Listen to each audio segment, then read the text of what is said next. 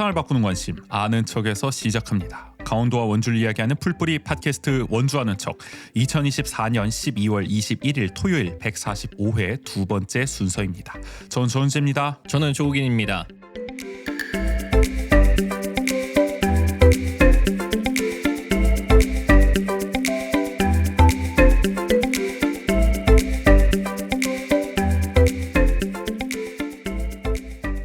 문화도시 원주 저희 방송에서도 여러 차례 다뤘기 때문에 맞아요. 익숙한 슬로건이 있을 텐데 우리 국인 씨는 또 밀접하게 관련이 있잖아요. 거의 뭐 초창기부터 함께 하시기도 했고 네네. 결국에는 이제 내부자로 꼽혀가지고 이번 시정 들어서 저 시 오피셜 탄압의 또 중심에 놓이기도 하셨는데 그런 점에서 뭐 하고 싶은 얘기도 많으실 것 같습니다. 네네. 2020년 시작한 5개년 사업이에요. 이 국가 법정 사업으로는 올해가 원주는 국비 지원을 받는 마지막입니다. 그쵸? 2020년에 네. 선정이 됐었기 때문에 한때 원주는 최우수 도시에 선정되기도 했었죠. 성과가 좋았습니다. 맞아요. 문화도시에서는 앞서 나간다. 전국적으로 우리를 모범 사례로 보고 벤치마킹 하려고도 막 왔었단 말이에요. 그쵸. 뭐 우수, 최우수, 우수 이렇게 해서 우수도 거의 뭐 아차상급이어서 아깝게 거의 최우수에 가까운 우수였고. 그리고 아시다시피 원강수 시정 들어서 여러 가지 탄압을 받으면서 마지막 2년은 아쉬움이 남는 상황이 돼버렸습니다. 그렇죠. 처음 받아보는 미흡이라는 성적표를 받기도 맞아요. 하고 낙제점을 받았죠. 그러니까 3년까지는 참 좋았는데 나머지 2년은 뭔가 이렇게 보통 용두사미로 좀 끝났다고 해야 될까요? 네네. 아쉬움이 좀 남아요. 그래도 어쨌든 뭐 3+2년 원주에 남긴 것이 있지 않겠습니까? 네. 이 문화도시 원주라는 게. 그래서 오늘은 문화도시 원주 5년을 돌아보려고 하는데 이 문화도시 원주 사업을 진두지휘했던 분과 이야기를 나눠보겠습니다. 원주 탐구 보고서 시간입니다.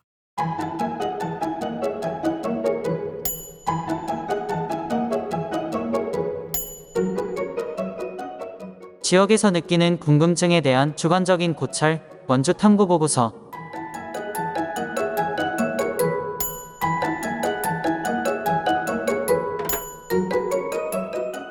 법정 문화도시 사업을 돌아보는데 이분만큼 속속들이 이야기를 잘 해주실 분이 없다고 생각합니다. 그래서 모셨습니다.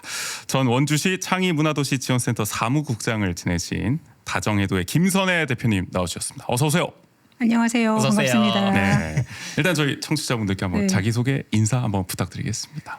안녕하세요. 저는 작년 3월까지 원주 문화도시 사업을 운영을 했었고요. 지금은 문화판 프리랜서로 다정해도라는 이름으로 살고 있는 김선혜라고 합니다. 반갑습니다. 반갑습니다. 어떻게 보면은 작년 3월까지 사무국장 멀쩡히 잘하고 계시다가 갑작스럽게 하루아침에 이게 쫓겨나신 거 아닙니까? 네. 멀쩡하지는 않았고요.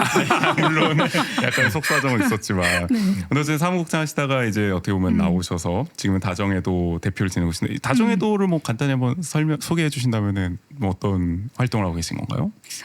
좀 도시문화기획자라는 타이틀을 좀 달아봤어요. 그러니까 저도 같은 문화예술 영역에 있지만 일이 바뀌잖아요. 그래서 맞아요. 좀 어떤 관점에서 일을 하고 싶을까. 그래서 문화기획이라는 일은 저한테 맞는 것 같고 그래서 그 문화도시 일을 하면서 도시를 좀 어떻게 바라보는지에 따라서 다양한 이제 문화 정책들이나 이제 이런 효과성들이 좀 바뀌는 걸 봤어요. 그래서 좀 도시를 다정하게 바라보자는 시선에서 다정이라는 걸 잡았고요. 이제 이 다정만 하면 안 되잖아요. 그래서 그렇죠. 해도는 전략이에요. 이제 바다의 지도가 되기도 하고 어떤 전략적인 부분 그리고 해도 섬이라는 뜻이 있거든요. 그래서 요즘에 이제 외로운 사회잖아요. 그래서 계속 고립 사회로 가는 이 과정 속에서 문화가 어떤 역할을 할 수 있을지 좀 고민을 한번 해보자 그런 차원에서 다정해도라고 좀 다정하게 잡아봤고요. 이제 일각에서는 이미지 탈출을 위한 그런 전략을 이미지 탈출. 이름에 약간 어떻게 보면 좀 더 다정함을 네. 앞으로 어쨌든 추구하겠다. 네, 그런 네. 게 담은 게 아니냐라는 말씀이신 것 같고. 확실히 문화기획자시라는 게 느껴지는 게 이렇게 이름에서도 네. 이렇게 의미가 담겨져 있고 전략이 담겨져 있는. 우리 같은 사람은 그냥 원주 아는 척 그냥 생각나는 대로 짓잖아요. 근데 이렇게 하나 단체 이 본인의 그 사업 이름을 정할 때도 참 어떻게 보면 많은 메시지를 또 함의하고 있다라는 생각이 들기도 합니다. 어쨌든 뭐 그런 활동들은 문화도시 원주를 또 이끌면서 사실 구상하셨던 로드맵이나 비전 중에 또 하나였던 거잖아요. 좀 이어지는 느낌은 나요. 좀 사람의 관점이나 결이라는 게 그렇게 크게 바뀌지는 않잖아요. 그런 그렇죠. 것들이 좀 이어져 왔고 이제는 이제 저의 일로서 좀 관점들이 정해진 것 같습니다. 밖으로 나와서도 어쨌든 네. 그런 활동을 계속 이어가고 계시다라고 볼 수 있을 것 같고 어쨌든 초창기부터 이 원주시의 일기 법정 문화도시 사업 실무 총 책임을 맡으셨다고 보면 될 것 같습니다. 그러니까 작년 3월까지 이제 사무국장 하시고 그러면 원래 이제 처음부터 이런 문화도시의 어떤 계획 구상을 좀 세운 건 한 몇 년도부터라고 보면 될까요? 그게 2016년도에 그 원조 아는 척 만난 것 같아요. 저희 저희도 그때 대학생들이었고 그쵸. 이제 졸업생이었고 그때 마찬가지로 이제 저도 2016년에 원주로 와서 그때는 그림책 도시 사업으로 시작을 처음에는? 했어요. 예. 왔는데 저는 그림책 도시 사업인 줄 알고 원주에 왔는데 이게 문화도시 사업이더라고요. 그때 처음 들어봤어요. 그러면 네. 2016년에 처음 오셔서 네. 그때 이제 그림책 네. 사업을 하러 오셨지만 결국 그게 이제 문화도시로 연결이 됐고 그러니까요. 그래서 네. 2023년까지 또 긴 시간 동안 어쨌든 네. 원주에 문화도시의 어떤 밑그림을 그려 오셨습니다.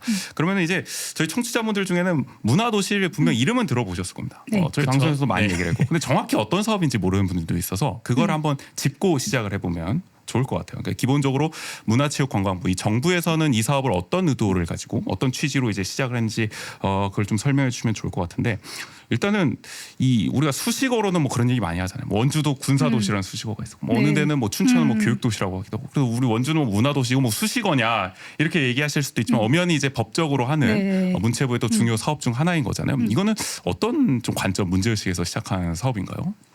저도 아까 말씀드렸다시피 잘 모르고 왔어요. 그래서 원주가 그림책 사업을 한다고 하니까 왔는데 그게 그 처음에 문화특화지역 조성 사업이라는 게 있었고요. 처음 들어본 거죠. 문화체육관광부 사업이었고 이게 문화도시 조성 사업의 전신이다라는 말을 들으면서 시작을 했어요. 그러니까 잘 모르니까 저도 일반 기업에 있다가 이런 공적인 일로 처음 넘어오다 보니까 몰랐잖아요. 그래서 일 모를 때 이제 하는 거는 그냥 가이드라인을 외우는 거잖아요. 그래서 그러면서 문화도시 조성 사업에 대해서 사업을 하면서 알게 됐는데 이 사업이 보니까 보통 문화하면 뭐가 생각나세요? 뭐 어떤 행사? 그죠 공연 네. 뭐 사실 뭐 예술. 영화 네. 보고 뭐 이런 공연, 거. 예. 영화 그런 이제 이벤트적인 부분들이 실생활에서는 굉장히 와닿잖아요.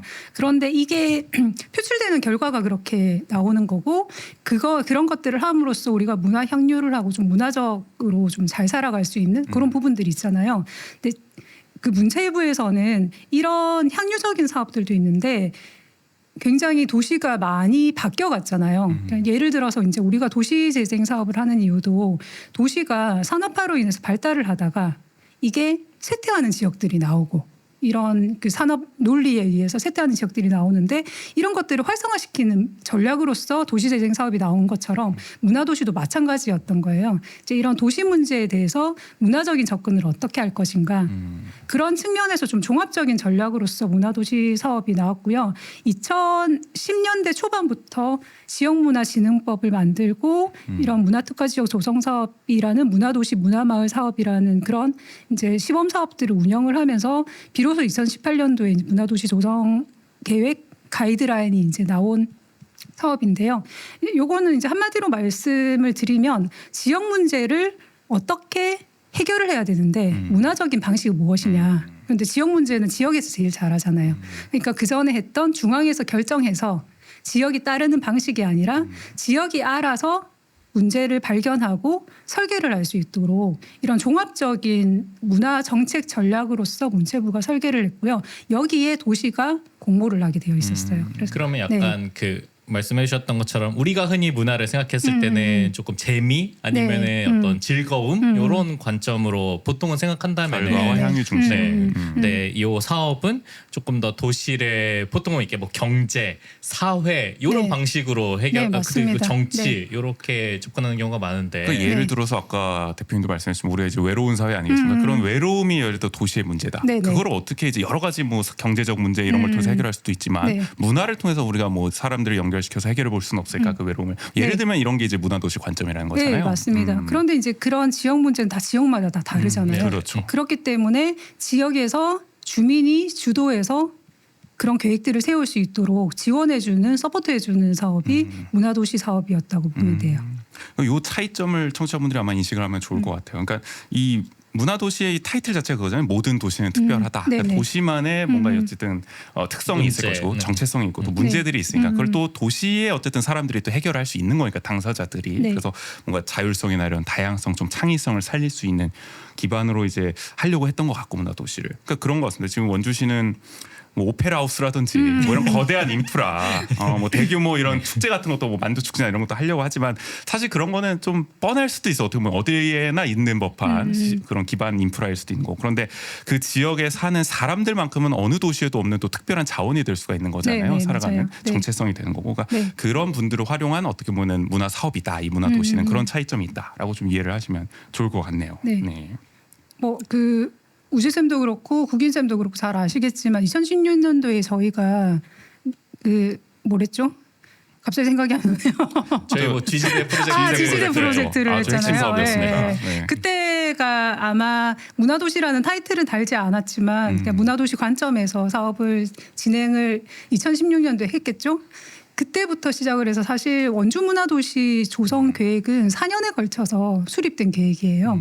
네, 그게 이제 전문가들에 의해서 페이퍼로만 작성이 되는 게 아니라 뭐 이런 지지대 프로젝트, 뭐 그림책 도시 사업들, 뭐 문화도시 네트워크 사업들 각종 다양한 사업들을 했잖아요. 이제 어쩌면 이런 게 표면적으로는 어떤 행사, 어떤 축제, 어떤 이벤트가 될 수 있었지만 그 속에서 시민들의 많은 담론들이 형성이 되었고요. 그거를 문화도시 예비사업 을 했던 2019년에 그때 저희가 이제 담론을 형성하고 포럼도 하고 백인 원탁회의도 하면서 문화도시 조성 계획이 수립되고 그 안에 이제 가장 중요한 게 문화도시 80일 실천 과제가 만들어졌잖아요. 그래서 원주 시민들하고 같이 4년 동안 세운 계획이라고 보시면 되고요. 이제 그렇게 봤을 때 문화도시 조성계획 가이드라인에 가장 충실하게 사업 계획을 수립했던 도시가 원주다. 라고 요거는 자신 있게 말씀드릴 수 있습니다. 그러니까 이 사업의 취지는 어쨌든 시민의 주도성이 핵심이 될 수밖에 네, 없는 네. 것 같아요. 그 지역에 사는 사람들이 당사자가 어쨌든 자율적으로 창의성을 발휘해서 그 문제들을 해결해 네. 나가는 거니까 원주 같은 경우는 초창기 계획부터 그런 시민들의 담론을 적극적으로 수렴해서 그걸 바탕으로 네. 정말 4년 동안의 계획을 세우고 계속 사업을 집행해 왔다. 이 점을 좀 이제 강조를 해주신 거고 뭐 81가지 실천 과제도 아마 들어본 분이 계실 텐데 문화도시의 또 핵심 어떻게 보면은 뭐 뭐랄까 그쵸? 이념이라고 표현해야 저의 어휘의 한계가 좀 있어서 그런 느낌 아니겠습니까? 정체성을 표현한 어떤 맞아요. 문화도시 정체성이자 원주의 어떻게 보면 이념이자 네, 강령 우리의 같은 사업의 목표이자 목표이자 그런 느낌으로 이제 진행이 됐던 것 같고 잠깐 이제 뭐 연역을 말씀드리면 원주시 같은 경우는 어쨌든 2015년에 문화특화 지역 조성 사업이 이제 선정이 됐고 이게 이제 문화도시로 가는 어떻게 보면 첫 걸음 중 하나로 볼 수가 있는 거잖아요. 맞아요. 그때 이제 그림책을 네, 네. 좀 중심을 그렇죠. 두고 사업이 진행이 됐었죠. 네. 그리고 이제 이거는 뭐 법정 문화도시 사업은 아닙니다만은 이제 2018년에는 유네스코 문학 창의 도시가 되면서 어떻게 보면 발맞춰가는 흐름들이 네네. 있었고 그리고 2019년에 예비 문화도시 지정되면서 거의 뭐 문화도시로 확 실시됐고 2020년에 이제 문화도시에 지정돼서 네. 5년차 사업이 그때 시작돼서 현재 이제 5년차가 마무리되는 단계 2024년에 놓여 있는 상황입니다. 그러면 요 점을 좀 이제 말씀드리고 싶은데. 문화도시 원주를 어쨌든 초창기부터 그렇게 기획을 해 오셨으니까 뭐 방금도 이제 시민 주도성을 많이 이제 살리고 싶었다 또 자신 있다 말씀해 주셨는데 기본적으로 좀 어떤 점에 좀 방점을 두셨는지 이 사업 설계하면서 원주가 문화도시를 통해 좀 이렇게 바뀌었으면 좋겠다 어떤 점을 좀 염두에 두셨었나요 하실 때? 요거는 처음부터 의도를 했던 거는 아니고요. 그 아까 말씀드렸다시피 저는 2016년에 원주로 이사를 온 이주민이었고요. 원주를 알 리도 없었고 문화도시라는 것도 처음 들어봤고 이제 그림책 도시로 알고 했던 상황에 어떻게 보면 다 공부해가면서 네. 하셨던 네. 거네요 처음에는. 그러니까 외울 수밖에 없는 거예요. 그러니까 문화도시 조성계획 가이드라인을 외웠고 거기에 보면 가장 중요한 게 과정 중심이라는 말이 나오고요. 이제 시민 주도성이라는 말이 가장 핵심적인 부분으로 나오거든요. 충실히 따랐던 거죠. 하라는 대로. 네, 따랐던 거죠. 네. 그리고 원주 이제 아는 사람들도 없는 거잖아요. 지역마다 뭐 예총, 민예총이 있다는 사실도 처음 알 정도로 사실 잘 모르고 이제 시작을 했었거든요.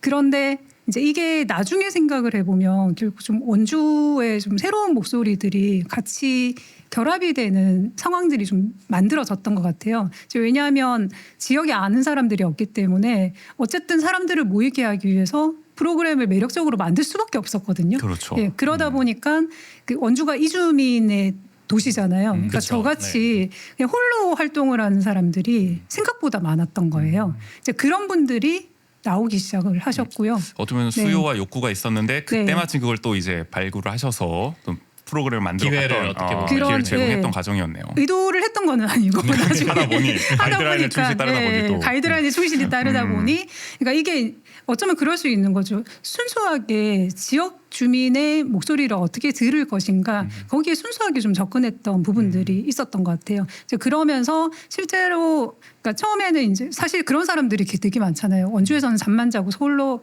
가서 활동하는 문화 기획자들이나 예술인들이 생각보다 많이 있거든요. 맞아요. 원주에 네. 이제 이런 분들이 나와서 활동을 시작했을 때 그런 말씀을 굉장히 많이 해주셨어요. 저 원주에 몇 년부터 살았는데 원주에서 이렇게 활동하는 게 처음이다라는 말씀들을 많이 해주셨거든요. 이제 그렇게 네트워크가 형성이 시작됐고 기존 원주에서 활동하시는 분들도 이제 많이 이제 결합이 되면서 진행이 되었는데 지나서 생각을 해보면 이제 이런 이 시민 주도성이라는 이 문화도시 정체성이 사실 원주의 정체성과 굉장히 맞닿아 있었어요. 그러니까 생명사상이 있고 협동조합이 있고 이제 민주주의에 대한 활동들을 저희 뭐 많이 저항실천이라고 하시잖아요. 했으니까. 그러니까 이런 원주의 정체성을 처음부터 정해놓고 시작을 하지는 않았던 것 같아요. 그런데 이제 이러한 원주의 특성이 시민 담론들을 모으면서 사업 계획을 수립을 하다 보니까 자연스럽게 나올 수밖에 없는 거예요. 그게 참 네. 신기한 게 그 지역의 정체성이라는 것들이 물론 이렇게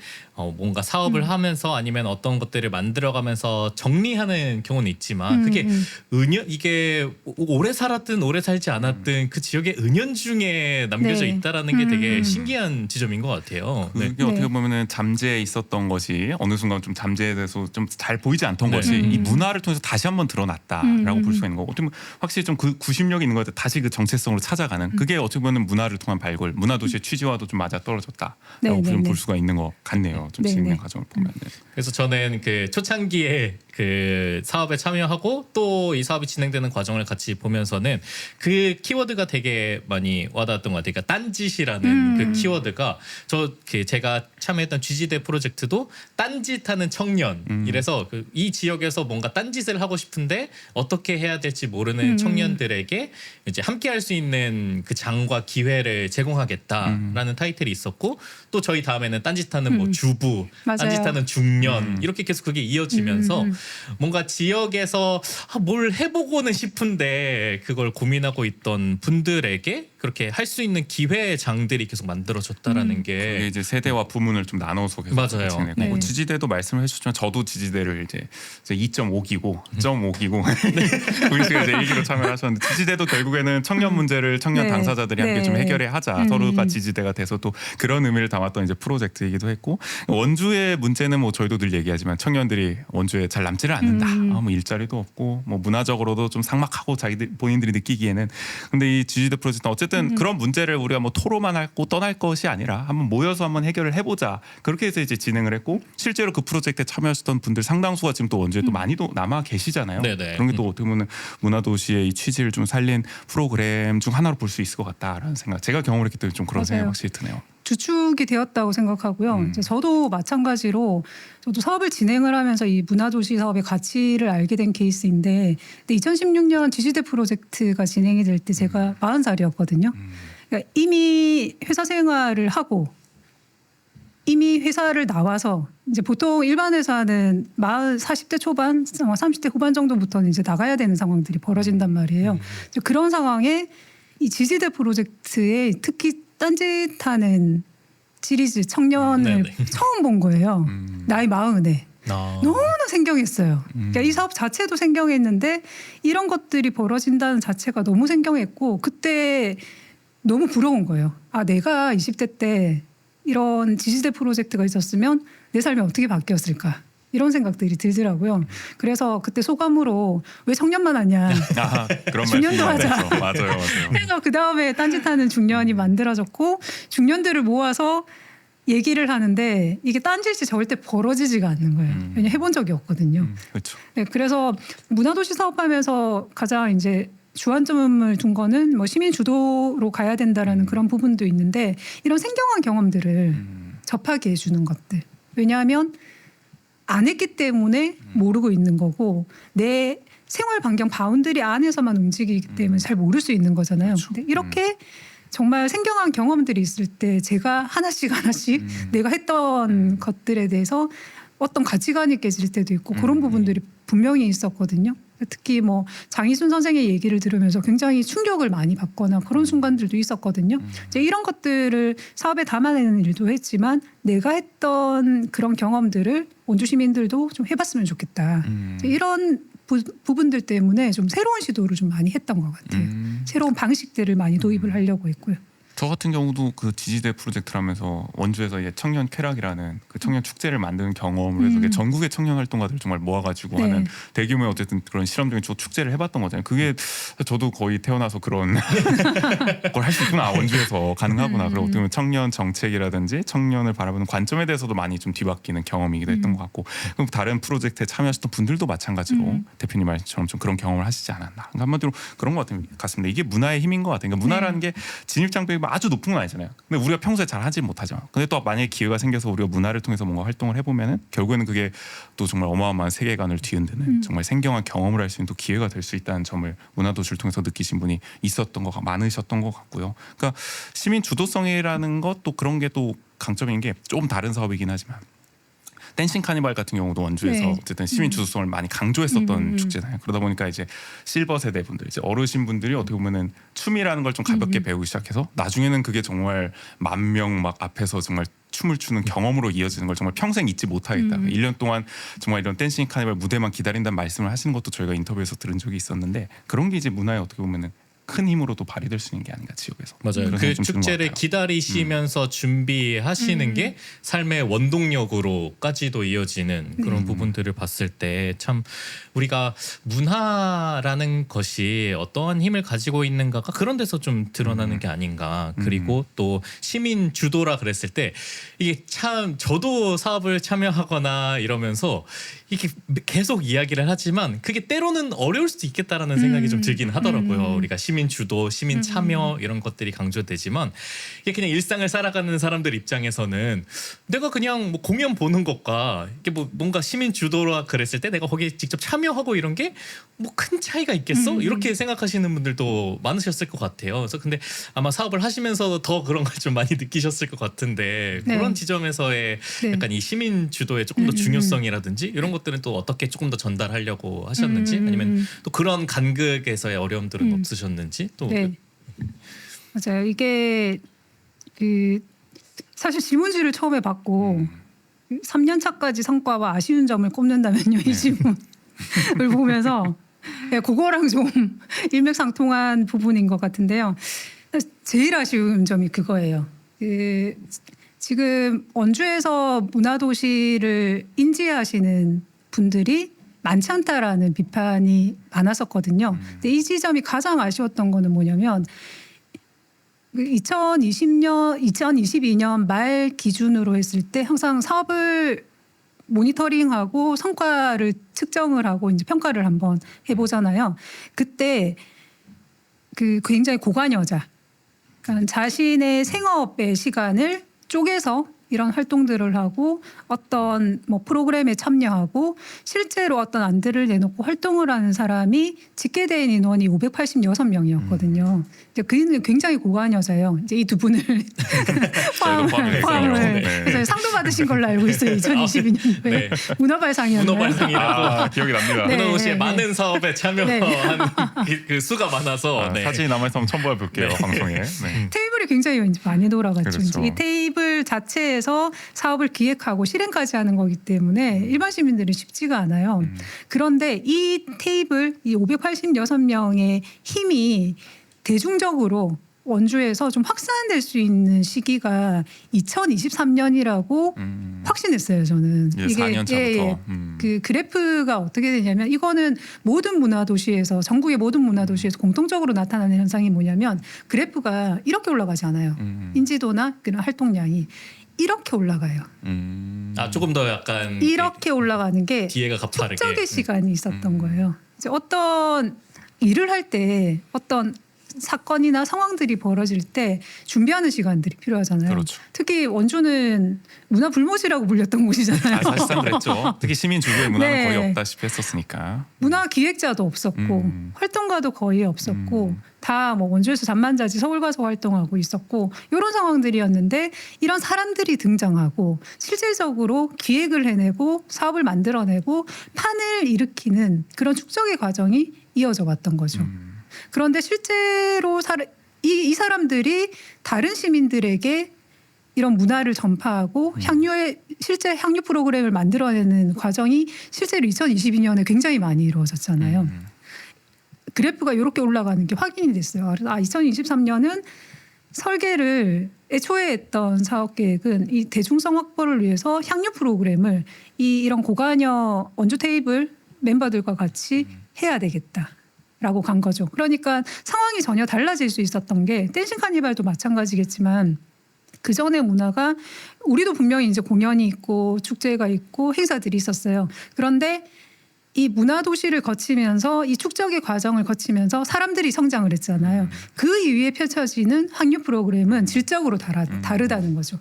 원주 시민이 설계하고 기획하고 우리가 원하는 방식대로 굉장히 다채롭게 이루어질 수 있는 기회가 있었다라는 거죠. 그때 아마 대중성은 2023년, 2024년에 많이 확보가 되지 않았을까 생각을 하고요. 요거는 춘천이나 영도에서도 보이는 현상이에요. 이제 만일에 원주 문화도시가 4년차, 5년차를 제대로 겪었다라면 달라지지 않았을까 네, 네, 제대로 생각을 하고 있습니다.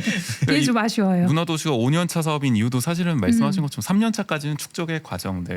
그 지역이 보통은 이제 지역이 어쨌든 자원이나 이런 게 네. 인프라가 역부족이었을 테니까 쭉 좀 그런 걸 끌어올리는 과정. 원주 같은 경우는 시민 주도성이나 이런 걸 살리기 위해서 원주 테이블을 통해서 좀 시민의 담론을 적극적으로 좀 모으는 과정. 그걸 통해서 사업을 해보는 과정. 그걸 통해서 사람들이 이제 성장을 하고 축적이 되는 과정들이 있었고 4, 5년차부터 이제 기하급수적으로 그 이제 대중성을 확보할 차례만 남았던 건데. 네네. 어쨌든 네.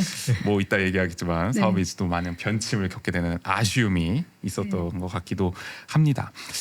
마지막으로 이게 성과 중에 좀 요 얘기 마지막으로 좀 해보고 싶은 게 이제 공간도 사실 문화도시에서 굉장히 또 중요성이 네네. 있잖아요. 특히 뭔가 이렇게 버려지거나 좀 낡은 공간을 좀 시민들과 함께 재생을 해서 좀 꾸미는 사업들도 많이 하셨는데 예를 들어서 많이들 기억하시는 게 이제 옛 원여고에 있는 또 진달래관을 진달래 홀로 탈바꿈시키기도 했고 또 학성동에 있는 그 구 법원 건물에서 또 전시 문화리 전시를 또 진행하기도 했었고 뭐 아카데미 극장이라든지 캠프롱에서도 여러 가지 행사가 진행되기도 했었고 이런 거는 좀 어떤 의미를 담아서 하셨는지 설명해 주시면 또 좋을 것 같아요. 2017년도에 그 원여고 문 닫혀 있을 때 문 열고 들어가서 처음으로 그림책 시즌제를 옛 체육관 건물에서 진행을 했었거든요. 예, 그때는 그렇게 크게 생각이 있지는 않았어요. 해야만 되는 상황이었어요 그때는. 그래서 이거를 이제 도시 재생 관점에서 공간 재생 관점에서 어떻게 담자라기보다는 여기서 어떻게 할 수 있을까가 그때는 가장 큰 고민이었어요. 그래서 뭐 공간에 대한 부분도 이제 자문을 받아가고 그때 뭐 상고초려를 해서 이제 감독님도 모셔왔죠. 그래서 그때 사실은 원여고 체육관은 우리가 행사 끝나고 나서 철거되는 일정이 있었어요. 근데 한 달 운영을 준비까지 해서 한 3개월을 원여고 체육관에서 시간을 보냈거든요. 그때 생각이 많이 바뀌었죠. 이렇게 공간을 특히 지역의 정체성을 가진 이런 공간들을 다루고 보존까지는 아니더라도 같이 써보면서 이런 의미들을 되새기는 이런 과정들이 정말 이런 것들이 문화도시에서 해야 되는 일 아닌가. 이게 사실 생경한 경험하고도 그러니까 같은 사건이지만 같은 부분이지만 다른 시선에서 해석을 하게 해준단 말이죠. 그러니까 이게 자기 삶에 대한 것일 수도 있고 도시에 대한 부분일 수도 있고 어쩌면 이제 원여고 졸업생들한테는 또 다른 관점일 수도 있는 거죠.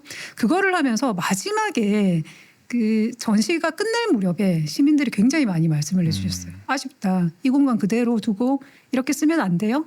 이제 그런 얘기들을 되게 많이 들었거든요. 하지만 근데 행정 절차는 이게 철거가 되고 공연장으로 가는 거였는데 그랬었죠. 근데 다행인지 행정 절차가 늦어진 거예요. 그래서 연도가 바뀌었는데 이 진달래관이 그대로 남아 있는 거예요. 그래서 그때 원주시 문화예술관은 굉장히 문화 친화적이었기 때문에 당시에는. 네. 그래서 굉장히 협의가 잘 됐어요. 그래서 얘기를 굉장히 많이 했어요. 아, 이거를 한 번 더 쓸 수 있겠느냐. 근데 계속 이제 철거 계획은 되어 있었기 때문에 철거 일정이 되게 중요했던 거죠. 철거되기 전에 우리가 전시를 열 수 있을까요? 작년처럼 할 건데 하고 계속 협의를 했고 다시 쓰게 된 거죠. 한 번 더 하게 되었고 그때는 좀 다른 관점으로 들어갔어요. 그래서 2017년에는 1층만 썼다라고 하면 2층까지 갔고 1층은 기존대로 그림책 전문가들이 주도하는 전시였지만 2층은 시민 주도로 한번 해보자. 그렇게 해서 한 달여의 기획을 거쳐서 나온 게 시민 그림책 갤러리. 지금 저희 이제 5년을 진행을 했고 그 굉장히 원주 문화도시의 대표 프로그램이 됐잖아요. 네네. 그게 2층을 시민 주도로 한번 해보자. 그림책이라는 콘텐츠를 가지고 해서 그렇게 시작을 해서 1층, 2층을 다 썼고 그때 한 10,000명 정도 오셨어요. 굉장히 성공적으로 끝났고 그 안에서 김병재 감독이 장치를 잡은 게 뭐냐면 이 공간을 어떻게 썼으면 좋겠는지 그때 주제가 업직이라는 주제로 진행을 했었거든요. 뒤집어서 생각해보는 직업의 가치, 업직이라는 주제였는데 그럼 진달래관에 직업을 준다면 어떤 직업을 주고 싶냐. 이제 이런 설문을 진행을 했었고요. 그때 대다수가 이대로 쓰고 싶어요. 이제 그런 얘기들을 많이 하셨고 네, 이런 요구를 시민들의 요구를 원주시가 화답해줬어요. 그래서 철거를 취소를 한 거죠. 취소하고 네, 보존하는 것으로. 네. 행정에서 이런 행정 절차를 바꾼다는 거는 매우 큰 일이잖아요. 그렇죠. 물론 뭐 네. 이번 시정에서는 너무나 휙휙 바뀌어서 생경하지만 당시에는 당시- 상식적이랑 그렇습니다. 네, 당시만 하더라도 거의 불가능에 가까운 부분이었는데 그 행정 절차를 변경을 한 거죠. 그래서 진달래관이 보존되고 이후에 문화도시에서 주도적으로 리모델링을 진행을 했고요. 리모델링 과정도 공간을 이렇게 바꿉시다라고 진행을 하지 않고요. 계속 시민들하고 뭐 프로젝트를 했어요. 이렇게도 써보고 저렇게도 써보고 그에 대한 부산물이 남잖아요. 이제 철거를 하지 않았으니까. 그렇죠. 그래서 2층에 이제 시민 그림책 갤러리 끝나고 나면 어떤 가벽이 남고 그 부스가 다음에 남고. 예, 네. 우리 원주로 온 상상박람회 하고 나서는 맞아요. 이제 청년 활동의 결과물이 남았고 이렇게 계속 차곡차곡 진달래관에 시민들 활동 기록들이 쌓여가기 시작한 거죠.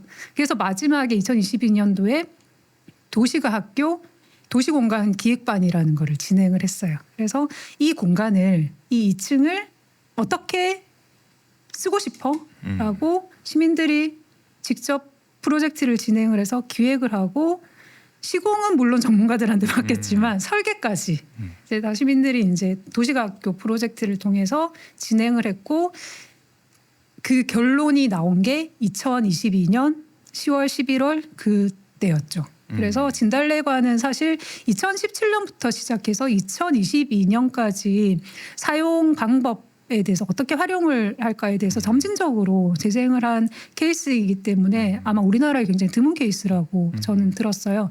그 와중에 저희가 그거를 진행을 할 때 몇몇 전문가들한테는 이게 만일에 성공하면 이게 성공할 리가 없다. 왜냐하면 행정 절차와 너네는 너무 다르게 간다. 이거를 행정이 용인해 줄 수도 주기도 어려운 구조이기 때문에 이거는 굉장히 어려운 일이다. 만일에 이게 성공하면 굉장히 이제 공간 재생에 대한 우수 사례가 될 거다라고 이야기를 들었었거든요. 근데 저희가 이제 2022년까지 그렇게 한 거죠. 그래서 저희 안에서는 되게 상당히 그 과정들이 고무적이었거든요. 근데 지금은 어떻게 되어 있는지 모르겠네요. 이게 똑같네요. 네. 참 점진적으로 2022년까지 어떻게 보면 3년 차까지 네. 이 공간을 어떻게 쓸지 정말 네. 시민들과 논의를 해서 공감대를 얻어가면서 보존 후 활용에 대한 계획 로드맵을 네. 다 세워봤는데 이제 딱 집행을 하려고 하는 4, 5년 차에 어떻게 보면 이게 또 그럴 공간을 수 활용할 있죠. 수가 없는 상황이 네, 되는 네, 거니까 네. 안타까운 현실이 이어지고 요즘에 너무 있는 안타깝습니다. 토크 콘서트의 그 말 그대로 왜 원래 기능처럼 공연장의 기능으로 거의 대부분 지금 쓰이고 있는 것 같긴 하더라고요. 그러니까 이게 참 모범적인 정말 우수 사례가 될 수가 있었던 거네. 그러니까 원주에서도 지금 뭐 어디 뭐 야외 공연장 짓는다, 뭐 오페라하우스 짓는다 이렇게 할 때 뭐 시민 의견 설명을 제대로 안 하잖아요. 거의 뭐 답정너식으로 설문만 하잖아요. 뭐 필요합니까, 필요하지 않습니까? 뭐 이것만 하고 안에 공간은 그냥 알아서들 엘리트들끼리 논의해서 하는 거 아닙니까? 근데 이 정말 진달래 홀이라든지 이런 것은 정말 처음부터 끝까지 시민들이 원하는 방향, 또 공감대, 그 치열한 토론을 거쳐서 이게 완성이 됐고 정말 시민을 위한 공간으로 그래서 쓰일 수 있는 가능성이 컸던 건데 그래서 전국에서도 드문 사례가 될 수가 있었던 건데 그걸 또 하려고 할 때 어떻게 보면 이 자산을 제대로 활용하지 못하는 안타까운 맞아요. 계속 반복되는 상황입니다. 진달래관에서 진달래홀 한 글자가 바뀌었잖아요. 음. 그 한 글자 바꾸는데 6년이 걸린 거거든요. 그런 셈이네요. 네. 진짜 절차적으로. 그러니까 관에서 홀로 바꾸는 거는 공간의 기존 정체성을 유지한 채 어떻게 새롭게 문화적으로 나아갈 것인가, 그리고 실제로 이 공간이 원주에서는 어떻게 쓰여짐이 바람직한 건가. 뭐 예를 들어서 그런 거죠. 원주의 문화 공간은 어떤 이벤트가 있을 때 사람들이 찾는단 말이죠. 그러니까 상시적으로 편하게 갈 수 있는 공간이 생각보다 드물거든요. 그럴 때 진달래홀은 어떤 기능을 할 수 있을 것인가. 여기에서는 어떤 이벤트도 일어나지만 상시적으로 운영을 해야 된다. 그래서 일요일 날 문을 여는 것도 주장이 되는 거죠. 필요하다면. 그러니까 그런 그 공간의 쓰임의 목적에 따라서 어떤 시간에 열 건지, 누가 운영을 할 건지, 어떤 방식으로 운영을 할 건지, 이런 부분들이 다 정해져야 되는 거고, 이런 과정들에 대해서 사실 행정이 적극적으로 지원하지 않았다라면 못 이루어졌을 과정들이거든요.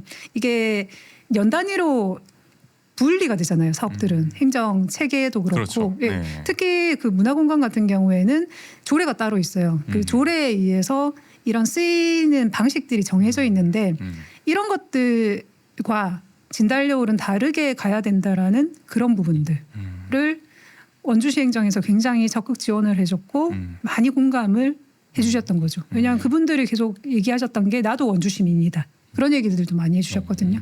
그러니까 이게 우리가 제도, 물론 제도가 어떻게 있고 그다음에 운영 규칙이나 이런 게 있고 거기에 사람들을 맞추라고 하는 경우가 많잖아요. 사람들의 삶이나 이런 것들을. 근데 진달래홀 그다음에 많은 문화도시의 이런 실험적인 사업들은 시민들의 삶의 지금 방식이 어떻게 나타나고 있는가, 그 라이프 스타일에 조금 더 초점을 맞추면서 거기에 맞춰서 우리의 공간이든 프로그램이든 운영을 그 방향을 맞춰 나갔다라는 게 또 중요한 지점이지 않았나. 어떻게 보면 도시를 그렇게 설계해 나가는 거죠. 정말 큰 틀에서 봐야 되는 거죠. 문화도시상 말 그대로 문화 네. 도시를 합쳐 놓은 거니까 도시를 어떻게 문화로 바꿀 것인가. 그 일환이 된 것 같다는 생각이 맞아요. 드네요. 그런 측면도 있고 또 하나는 이런 점도 있었어요. 그러니까 도시를 살아가는데 어떤 규정이 있고 규칙이 있잖아요. 제도가 있고 되게 중요하잖아요. 그런데 누군가 한 곳에서는 도발을 해주고 누군가 한 곳에서는 아 이게 맞나? 누군가 한 곳에서는 좀 더 새롭게 시선을 좀 끌어주고 그래야지만 도시의 역동성이 생기지 않을까요? 그렇죠. 예, 이런 점에서 문화도시 사업은 이제 도시 관점에서 전체적인 전략, 이게 기존 제도 안에서 전략을 꾸려가는 것도 당연히 중요하죠. 이게 공모 사업이고 전체적인 정책에 맞춰가야 되는 부분인데, 그런데 이 문화도시 사업이 실제로 그 문화적인 해결을 원한다라고 했다라면 이런 도발적인 측면도 당연히 정책 안에 이 사업 안에서만이라도 이제 들어가야 되고요. 그런 역할들을 좀 했다라고 생각을 하고 있어요. 그게 특히 아까 공간적인 측면에서. 말씀하셨던 생경함을 계속 네, 어떻게 네. 보면 또 주는 그런 부분. 그게 또 뭐 진달래관도 그렇지만 캠프롱에서도 또 그런 게 드러나잖아요. 네, 네, 네. 캠프롱에서도 여기서 뭔가를 하겠다라는 생각을 사람들이 뭐 존재는 인식하고 있어도 그 하겠다는 생각을 잘 못할 수도 있는데 그 공간 안에서도 어떤 문화적인 이벤트가 충분히 벌어질 수 있다라는 걸 보여주기도 하고. 캠프롱을 언제 들어가 보겠습니까? 그때 그 당시에 저도 처음 들어가봤고 많은 분들이 문화를 통해서 어쨌든 그런 새로운 또 경험할 수 있었던 순간이었다라는 생각이 듭니다. 캠프로 들어간 건 좀 비하인드 스토리가 있어요. 어떤 게 있죠? 네. 지났으니까 이제 좀 아, 풀어볼까요? 좋아요. 네. 2020년도였고 코로나 시기였잖아요. 그렇죠. 그 캠프롱은 당초에 문화도시 조성계획 수립할 때부터 굉장히 중요한 공간이었어요. 그러니까 군사도시에서 문화도시로라는 캐치프레이즈가 저희가 있었잖아요. 이제 이게 군사도시의 흔적을 지우고 뭐 문화도시로 가겠다라는 게 아니라 군사도시가 만들어낸 이 군사 문화를 좀 얻고 좀 더 이제 문화적인 방식으로, 그리고 그 군사 시설들이 다 빠져나가는 상황이잖아요. 지금 네네. 뭐 캠프롱도 이제 그렇고 그 뭐 일군사령부라든지 뭐 원주역 이제 이런 부분들이 많이 이제 없어지는 상황에서 유휴 공간이 많이 생기고 있는 상황이었단 말이에요. 그래서 이런 군사 문화를 어떻게 문화적인 요소로 지금 시대성에 맞게 좀 전환할 것인가, 요게 캐치프레이즈의 핵심이었기 때문에 캠프롱은 문화도시에서 굉장히 중요한 공간이었거든요. 근데 여기에서 임시개방 행사, 저희 그 오염 뭐죠? 토지오염. 토지오염. 네, 네, 토지오염 정화 정화 작업 작업 네. 들어가기 전에 한번 개방 행사를 하자라는 게 원주시에서 먼저 나왔고요. 근데 진행이 되는 과정이었어요. 예술 프로젝트 중심으로. 근데 그 과정에서 그 문화예술과의 당시 과장님이 그러니까 문화도시의 정체성이라든지 이런 부분들을 잘 알고 있었기 때문에 사실 중간에 합류를 했어요. 네, 그래서 그때까지 프로젝트 진행된 계획된 내용들을 보니까 예술가 중심이었어요. 그래서 예술가 중심의 그 이런 파트가 있고 그런 문화도시가 시민문화 파트를 맡겠다 해서 그때 사실 정말 어떤 거 정말 큰 가능성을 봤어요. 특히 그림책 전시가 있었잖아요. 이제 그림책 전시가 2개의 파트가 진행이 되었는데 그때 시기가 얼마 남지 않은 상황이었거든요.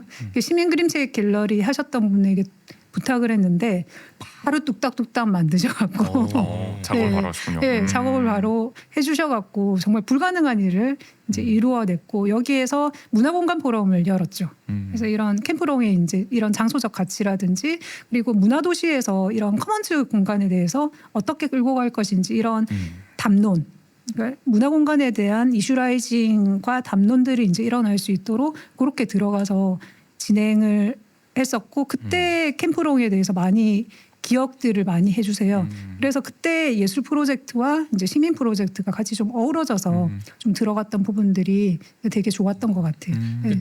방금 딱 짚어주셨던 게 그게 시간이 얼마 남지 않았는데 그게 또 그 참여하셨던 참가자 시민분이 어떤 본인의 역량을 발휘할 수 있다라는 거는 그 전에 이런 시민 참여, 시민 주도의 그 경험치들이 쌓여 있었기 때문에 또 그런 큰 현장에서 발현될 수 있었던 거잖아요. 네네네. 저는 그게 이렇게 시민 주도와 향유라는 것들을 비교해 본다면은 어떤 면에서는 이 시민 주도로 내가 직접 단순히 그냥 문화를 소비하고 관람하는 데서 그치는 것이 아니라 조금 더 문화 생산의 맞아요. 그 과정들을 통해서 내 스스로의 역량도 이제 높아지지만 그게 어떤 의미에서는 어떤 내 삶의 궤적을 좀 바꿔내는 어떤 전환의 경험들 이런 게 또 본인에게 주어질 수 있는 것들이 아닐까라는 생각이 들더라고요. 상당히 많은 사례가 나왔죠. 네, 시민들 사이에서. 어쨌든 이렇게 문화도시라는 게 기본적으로 시민이 어떻게 보면 주도하는 자생적인 지역 문화 생태계를 만들기 위한 여러 가지 어쨌든 활동들 말씀해 주신 것처럼 아까 뭐 그림책 얘기도 해주셨고 그리고 이제 이런 낡은 공간에 버려진 공간들을 또 재생하는 역할도 좀 하셨고 그리고 아까 뭐 취향 얘기도 하셨잖아요. 취향 함께 나누고 네 그런 뭐 시민 취향 주간 뭐 일상과 딴지 이런 프로그램도 있었고 그리고 이제 시민 당사자들이 직접 논의하고 또 함께 사업을 만들어가는 원주 테이블 같은 것도 있었고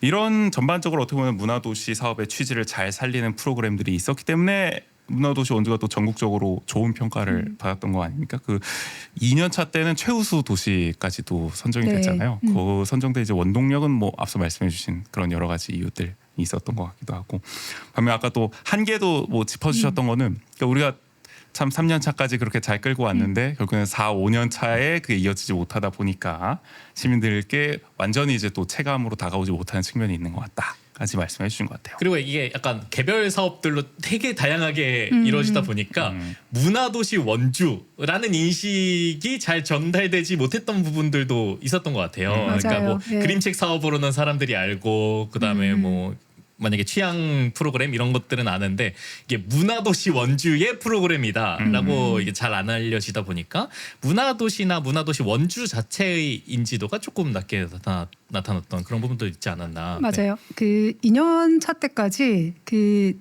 원주시 창의문화도시지원센터, 그러니까 문화도시 원주 로고를 적극적으로 쓰지 않았어요. 그 이유는 원주 테이블이 중심이라고 생각을 했어요. 그 시민이 중심이고 이거에 대한 핑계미 중심이었기 때문에 항상 그들이 중심으로 홍보가 많이 나갔었거든요. 그렇기 때문에 이게 문화도시 원주의 사업이라는 거를 그게 중요하지 않다라고 생각을 했어요. 어떻게 보면 네. 가이드라인의 과정과 시민 주도를 굉장히 좀 중점적으로 네. 해석하다 보니까 네. 그런데 이제 나중에 이게 전체적으로 봤을 때 이런 사업의 이제 결들이나 홍보 방식에서 문화도시 원주를 좀 이제 부각을 해야 되겠다라고 바뀐 거죠. 그 다음부터는 아마 문화도시 원주 로고가 항상 이제 상단에 들어가거나 앞에 뭔가가 들어오거나 아마 진행하시면서 좀 바뀐 부분들이 있지 않으신가요? 그때부터 좀 많이 이제 알려졌던 거고요. 이제 브랜드에 대한 캠페인도 좀 별도로 하면서 좀 문화도시 원주에 대한 인지도 확산을 위해서 좀 대대적으로 노력을 했던 게 3년 차에 있었고요. 이제 이런 게 사실 사업에 대한 관점과 태도였어요. 그래서 아마 센터 직원들이 힘들어했을 거예요. 왜냐하면 항상 우리는 서포트야. 하는 사람들이 중요한 거야. 그리고 또 하나는 그런 게 있죠. 어떤 거를 홍보하거나 이제 브랜딩을 할 때 디자인도 굉장히 중요하거든요. 그런데 테이블마다 각각 디자인이 다 달라요. 천차만별이고 너무 다양해요. 근데 이거를 어느 정도 가이드라인을 주는 게 취지에 안 맞다라고 생각을 했거든요. 그래서 각계 아마 프로그램으로 홍보가 됐을 거란 말이죠. 이제 그런 사이에서 센터 직원들 같은 경우에는 이제 자기의 일이지만 항상 앞에 나서는 분들은 시민들이고 본인들은 항상 뒤로 물러나 있었기 때문에 사실 일만 한 거죠. 서포트라이트는 다 시민들이 이제 다 받았기 때문에 이런 사업 구조가 있었고요. 한 3년 차에는 그래도 이제 브랜드 이제 캠페인이라든지 그런 것들이 많이 내세우려고.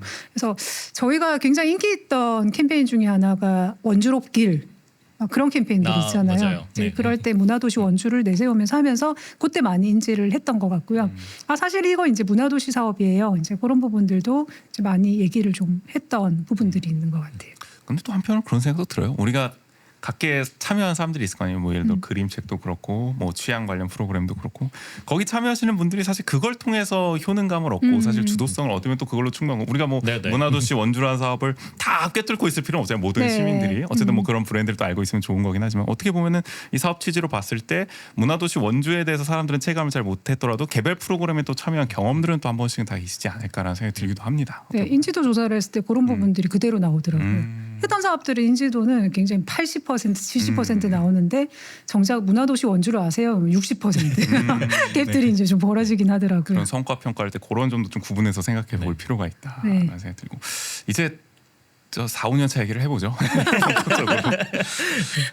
이런 의미 있는 이 과정에 3년 차까지는 어쨌든 해피했습니다. 뭐 나름 또 이제 로드맵대로 잘 가고 있었는데 구상도 좀 비전도 있었고, 근데 이 4년 차부터 확 바뀌죠. 작년 3월 22일이었습니다. 그 원주시 정부가 이제 법정 문화도시 사업 최우수 도시도 받을 정도로 잘 굴러가고 있었는데 이 갑자기 돌연 한계에 봉착했다 이렇게 발표를 하면서 뭐 이런 이유들은 들었어요. 뭐 과도하게 용역비를 집행하고 뭐 내부 거래 금지 위반했고 뭐 시와 협의 없이 뭐 인건비를 대폭 인상했고 하여간 뭐 보조금을 잘못 썼다 뭐 이렇게 발표를 하면서 그동안 뭐 성과도 있었지만 너무 시민 주도형이라는 이 문화도시 조성의 목표에 지나치게 매몰돼. 근데 이게 원래 문화도시 취지인데 그러니까 매몰됐다고. 너무 여기에 네. 매몰돼서 민관 협력 사업의 본질에서 벗어나 방만하게 운영된 것으로 밝혀졌다. 그래서 어떻게 민간 협력, 민간 중심으로 운영되던 이 창의문화도시지원센터와는 사업을 중단하고.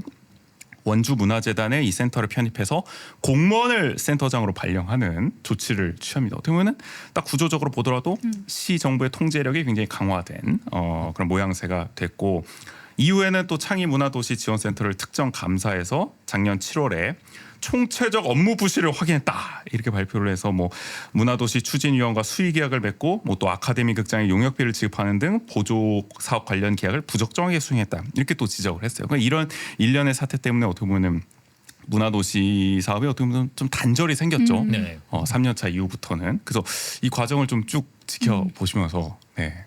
어떤 생각이 드셨나요? 지켜봤다기보다는 네, 함께 하시면서 함께 했죠. 경험하시면서 네. 함께 했죠. 직접. 안타깝죠 뭐. 네. 그 사실 그런 생각도 들었어요. 그러니까 초창기에는 저희도 막 방송에서 막 여러 개 차례 얘기를 했지만 이게 좀 부당하다. 예를 들어서 그런 생각이 들더라고요. 그러니까 센터가 그동안 모든 사업을 할 때 이게 국비 지원 사업이니까 당연히 이제 원주시 정부, 뭐 강원도 정부, 또 문화체육관광부 승인을 받아서 진행을 했고. 또 언론 보도를 보면 또 국비 보조 사업에 적용하는 뭐 4단계 회의 감사까지 받았다. 그렇기 때문에 이걸 과연 부적정하게 사용할 수가 있었느냐라는 의구심을 그 당시도 표하는 목소리가 여러 차례 있었는데 사실 이 센터 측에서는 이런 반론들을 막 적극적으로 하지는 않았던 것 같아요. 그 당시에 뭐 언론 대응이라든지 법적 대응이라든지 그러다 보니까 사실은 오해가 더 커지지 않았나 어떻게 보면 지역 사회에서는 그 당시에는 초기 언론 보도가 그렇게 나가다 보니까 그런 걸 지적하는 목소리도 있거든요. 당시 어쨌든 국장님이셨으니까 좀 어떤 입장이셨나요? 이 대응을 제대로 어떻게 보면 안 한 이유가 있으신지 그게 좀 궁금하더라고요. 그 몇 개의 장면이 씬으로 남아 있거든요. 아직. 네, 그 당시에 3월 20날 공문을 받았고 3월 21일 날 언론에 나왔는데 웃긴 거는 20날 공문 받은 내용하고 21일 날 언론에 나온 내용하고 또 달라요. 그래요? 받으신 네, 공문과 달라요. 언론 발표 내용이 다르다. 네, 달라요. 그러니까 다른 점이 몇 가지가 있는데 그러니까 저희도 언론을 보고 안 거죠. 이제 어떤 뭐 이렇게 될 거야 이런 것 때문이야라는 것보다는 근데 어쨌든 전혀 납득할 수 없는 이유였고 그 와중에 이제 뭐 하루에 이제 뭐 전국에서든 뭐 원주에서든 뭐 전화나 카톡이 한 빗발치는 거죠. 그래서 아마 전화를 못 받아서 기자님들 전화를 못 받은 경우도 좀 있을 것 같고요. 마음이 오락가락하기는 했어요. 근데 그 오락가락의 이유는 뭐였냐면 그 당시 원주시의 태도로 봤을 때 이거는 바로 치킨 게임이다라고 생각을 했어요. 우리가 반발을 하면 봐봐요. 3월 20날이나 21일 날 이야기한 내용도 사실 모두 다 거짓으로 밝혀졌잖아요. 그렇죠. 네. 결과적으로. 네. 그런데 그 당시에 이렇게 거짓을 말할 수 있는 사람, 말할 수 있는 곳이 다른 거짓도 말할 수 있겠죠. 그러면 우리가 반박을 하면 또 다른 거짓이 올 거고 또 반박을 하면 이런 치킨 게임이 될 거라고 생각을 했고요. 그래서 이게 오히려 더 부정적인 부분을 양산하지 않을까 그 생각이 하나가 있었는데요. 그거의 그 가장 첫 번째 이유는 그거였어요. 그러니까 지금까지 이제 말씀드린 대로 문화도시 사업의 이런 근본적인 왜 이거를 했는지에 대한 본질적인 이유들이 있잖아요. 그거를 보조금을 쓰는 이건 행정 절차인 거죠. 이런 본질적인 마음들이 행정 절차의 이유에 때문에 덮여지겠다라는 생각 그런 게 싫었어요. 그래서 프레임을 바꾸고 싶었어요. 이거는 문화도시 사업을 우리를 몰아내려고 이 프레임을 씌웠는데 그게 아니다. 원주 문화도시 조성 사업은 이런 시민들의 삶 이런 것들을 위해서 하는 사업이고 요거는 따르는 절차와 방식의 문제이기 때문에 다른 형태로 얘기가 되어야 된다라고 생각을 했어요. 그런데 그때는 3월 20일 공문 받고 3월 31일까지 인수인계를 다 해야 되는 상황이었기 때문에 아니 그것도 정말 참... 정신이 없었고요. 아니 근데 그 전에는 뭐 조짐이 네. 없었나요? 그러니까 이런 식으로 갑자기 확 바꿀 수도 있을 것 같다라는 어떤 시정부가? 조짐은 그거였죠. 앞으로 사업하기 힘들어지겠구나. 그런 네. 낌새들은 협의나 계속 뭐 눈치를 이런 과정에서 어쨌든 시와 계속 협의하는 과정에서 틀어지는 부분들이 계속 느껴지니까. 네네네. 근데 이렇게 뭐 진짜 바꿀 거라고. 그러면은 어쨌든 네. 그 당시 이제 국장님께서 느끼시기에는 어쨌든 시에서는 나중에 다 거짓으로 들어왔습니다. 경찰 조사 결과에서는 이런 이유들을 들어서 굳이 이렇게 무리하게 바꾼 거. 뭐 저희도 여러 차례 추측을 했지만 그 당시 어쨌든 실무 책임자로서 봤을 때는 솔직히 그냥 어떤 이유 때문이라고 지금 판단하세요? 이거는 지금 사태와 대비를 하면 맞는지는 모르겠지만 너무 오버하는 것 같긴 하지만 지금 윤 정부가 하는 것과 별반 다르지가 않다. 여기서도 싫었던 거예요, 그냥. 싫으니까 네. 바꾸고 싶었는데 싫었던 거예요. 명분을 끼워 맞춘 거군요. 그러니까 네. 지금 뭐 그냥 거시적으로 보면 야당을 반국가 세력으로 몰아서 네. 개혁을 선포했듯이 빨리 치우고 싶거든. 계속 싫으니까. 12월 말부터 해갖고 계속 10억을 자기들이 마음대로 쓰겠다라는 거예요. 근데 그거를 계속 안 된다라고 계속 얘기를 했거든요. 문화도시에 어떻게 보면 국비전이 되는 그 예산 중에 10억 원을 시에서 네. 자체적으로 쓰겠다. 네, 그러니까 그거는 안 된다고. 내가 해주고 싶어도 못 해준다고. 그거는 뭐 국비 지침이 다 있는 건데. 네, 할 수가 없어요. 가이드라인이 있고 승인을 받아야 돼요. 그래서 계속 얘기를 했어요. 저희가 2020년도에요. 그림책 사업을요 문화도시 사업으로 뭐 하고 싶어갖고 했는데요. 이런 규정들에 의해서 불가 판정을 받았어요. 그리고 기본적으로 문화도시 조성 사업은 문체부 승인, 강원도 승인을 받아서 진행을 하거든요. 그런 승인 절차 없이 사업 내용을 바꾼다는 거는 법으로 어긋나는 일이거든요. 이게 지역문화진흥법에도 명시가 되어 있어요. 그렇죠. 네. 그런 것도 그렇고 제가 이제 앞서도 말씀드렸듯이 이 문화도시 조성 계획은 4년에 걸쳐서 시민들하고 같이 잡은 계획이기 때문에 이거는 시민의 권리, 문화적 권리를 훼손하는 일이란 말이죠. 그래서 안 된다라고 계속 말씀을 드렸는데 그거는 그거죠. 말 안 듣는다라고 한 거죠. 아 얘랑은 안 되겠다. 그게 아닐까. 그래서 시민 네. 주도형이라는 그 목표에 너무 매몰됐다라는 표현이 아마 그런 데서 나온 것 같고 본인들 말을 잘 안 따르니까 아니 근데 그 10억은 뭐 어디다 쓰려고 했는지 뭐 그런 건 들으신 게 있으세요 혹시? 뭐 10억을 왜 굳이 있죠. 그렇게까지 끌고 와서 하려고 하는지. 하도 말을 안 들으니까 나 표로 네. 만들어서 줬어요. 아 보여줄까지 예, 했어요? 이렇게 예산 편성을 하라고. 네. 뭘 하겠다고 거기는 7억은 이제 네. 모 문화시설 리모델링하는 거. 리모델링. 네. 아. 특히 문화도시 조성 사업은 하드웨어에 돈을 안 쓰고 소프트웨어에 쓰게 되어 있거든요. 이제 그거를 공사에 쓰겠다라고 하니 이게 말이 안 되죠. 이게 또 뭐 그 진달래관하고는 전혀 다른 맥락인 거잖아요. 전혀 달라요. 그 네. 리모델링 거. 그 그래서 그냥 시설 보수고. 제가 그 진달래 그 가이드라인에 보면 시설비를 지금 또 지났다고 기억이 안 나네요. 20%인가 30%까지 쓸 수 어쨌든, 있거든요. 네. 그래서 원주 같은 경우에는 그걸로 풀로 당겨서 그만큼의 포션을 풀로 당겨서 원주시에서 직접 집행을 해왔어요. 그래서 한 예산이 30억이라고 하면 문화도시센터가 30억을 전체 지출하지 않았어요. 문화도시가 23억 정도, 23, 4억 정도 지출을 하고 20억에서 23, 4억 정도 지출을 하고 원주시 문화예술가가 직접 집행으로 6억에서 8억 사이 계속 집행을 해왔단 말이에요. 그런 상황이었는데 그래서 그 진달래홀 예산이 이미 잡혀 있었단 말이죠. 이제 그거를 깎고 다른 데로 가는 것도 안 될 판인데 그렇죠. 추가로 이제 거기에 더 얹히자고 하니 그래서 제가 물어봤어요. 이건 무슨 명분이냐. 문화도시 거점 공간이래요. 거기가. 갑자기.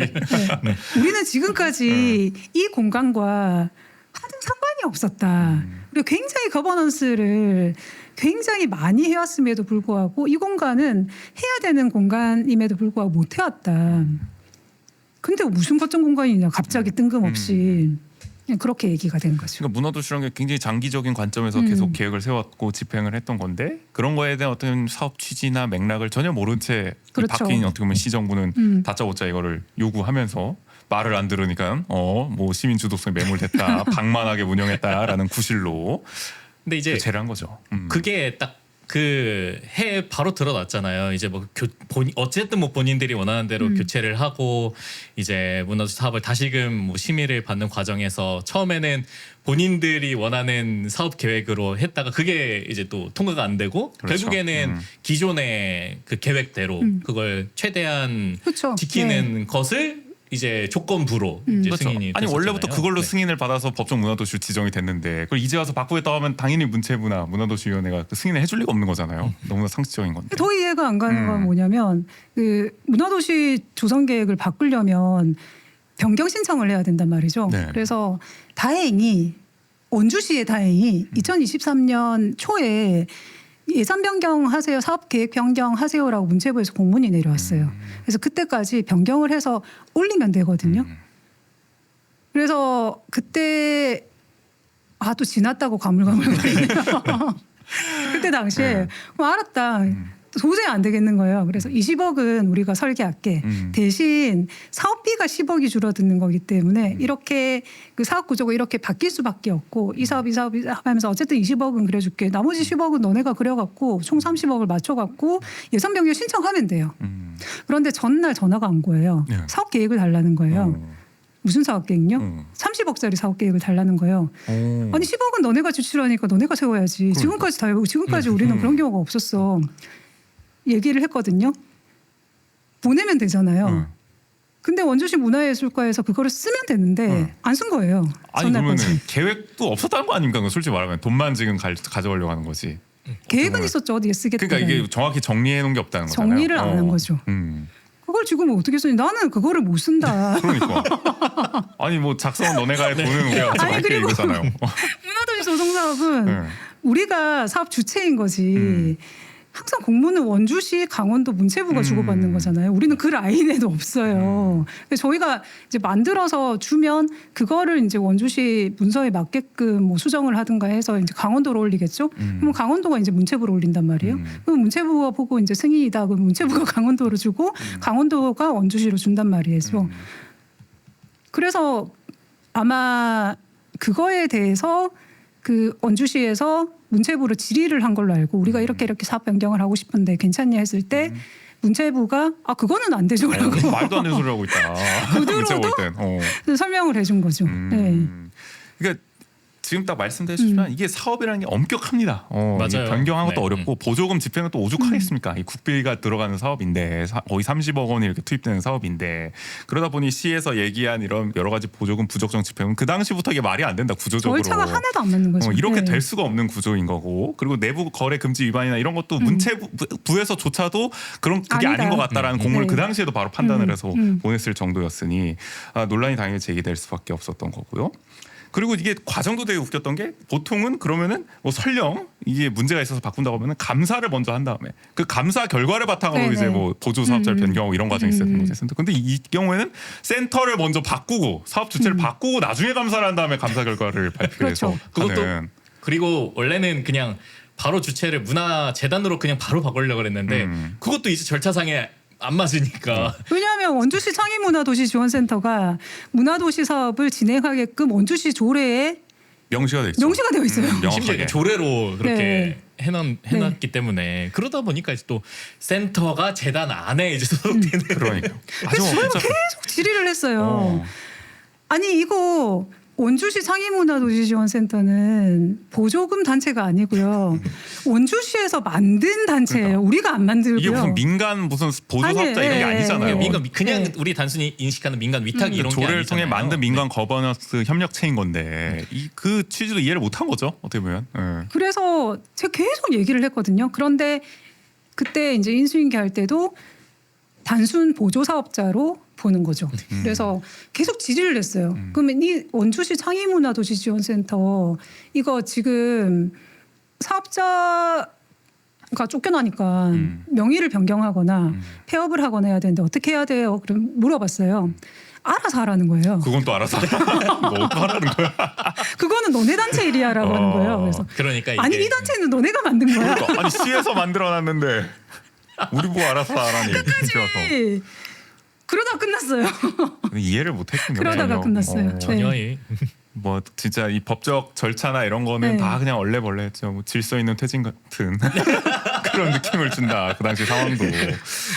절차가 네. 그러다 보니 어쨌든 뭐 절차도 뭔가 끼워 맞추는 느낌, 짜맞추기 감사라는 비판이 나왔었고 결국에는 뭐 이렇게 법정 문화도시 사업이 독립성이 강하다 보니 그걸 자기들 통제에 넣고 싶어서 원주문화재단도 하여간 뭐 지금 측근 인사 논란, 뭐 지금 관할 주도성이 강화됐다, 통제가 강화됐다는 논란이 있잖아요. 그 원주문화재단 관할로 바꾸고자 무리하게 이렇게 감사를 진행한 게 아니냐는 논란이 많았는데 지금 보기에도 뭐 그렇게 평가할 수밖에 없다라고 할 수 있을 것 같고. 지나서 생각을 해보면 3월 20일까지 이제 지나서 그 저희가 전체 다 모이는 문체부, 뭐 강원도, 원주시, 뭐 센터 다 모이는 회의를 2번 진행을 했어요. 현장 점검을 온 거예요. 문체부에서 직접 그 2번 회의를 통해 이제 알게 된 사실은 3월 20날 공문이 오기 전까지 원주시 문화예술관은 투트랙으로 진행을 하고 있었어요. 한쪽 측면에서는 우리랑 계속 이제 사업을 협의하는 건지 뭐 일방적으로 이렇게 하라고 시키는 건지는 모르겠는데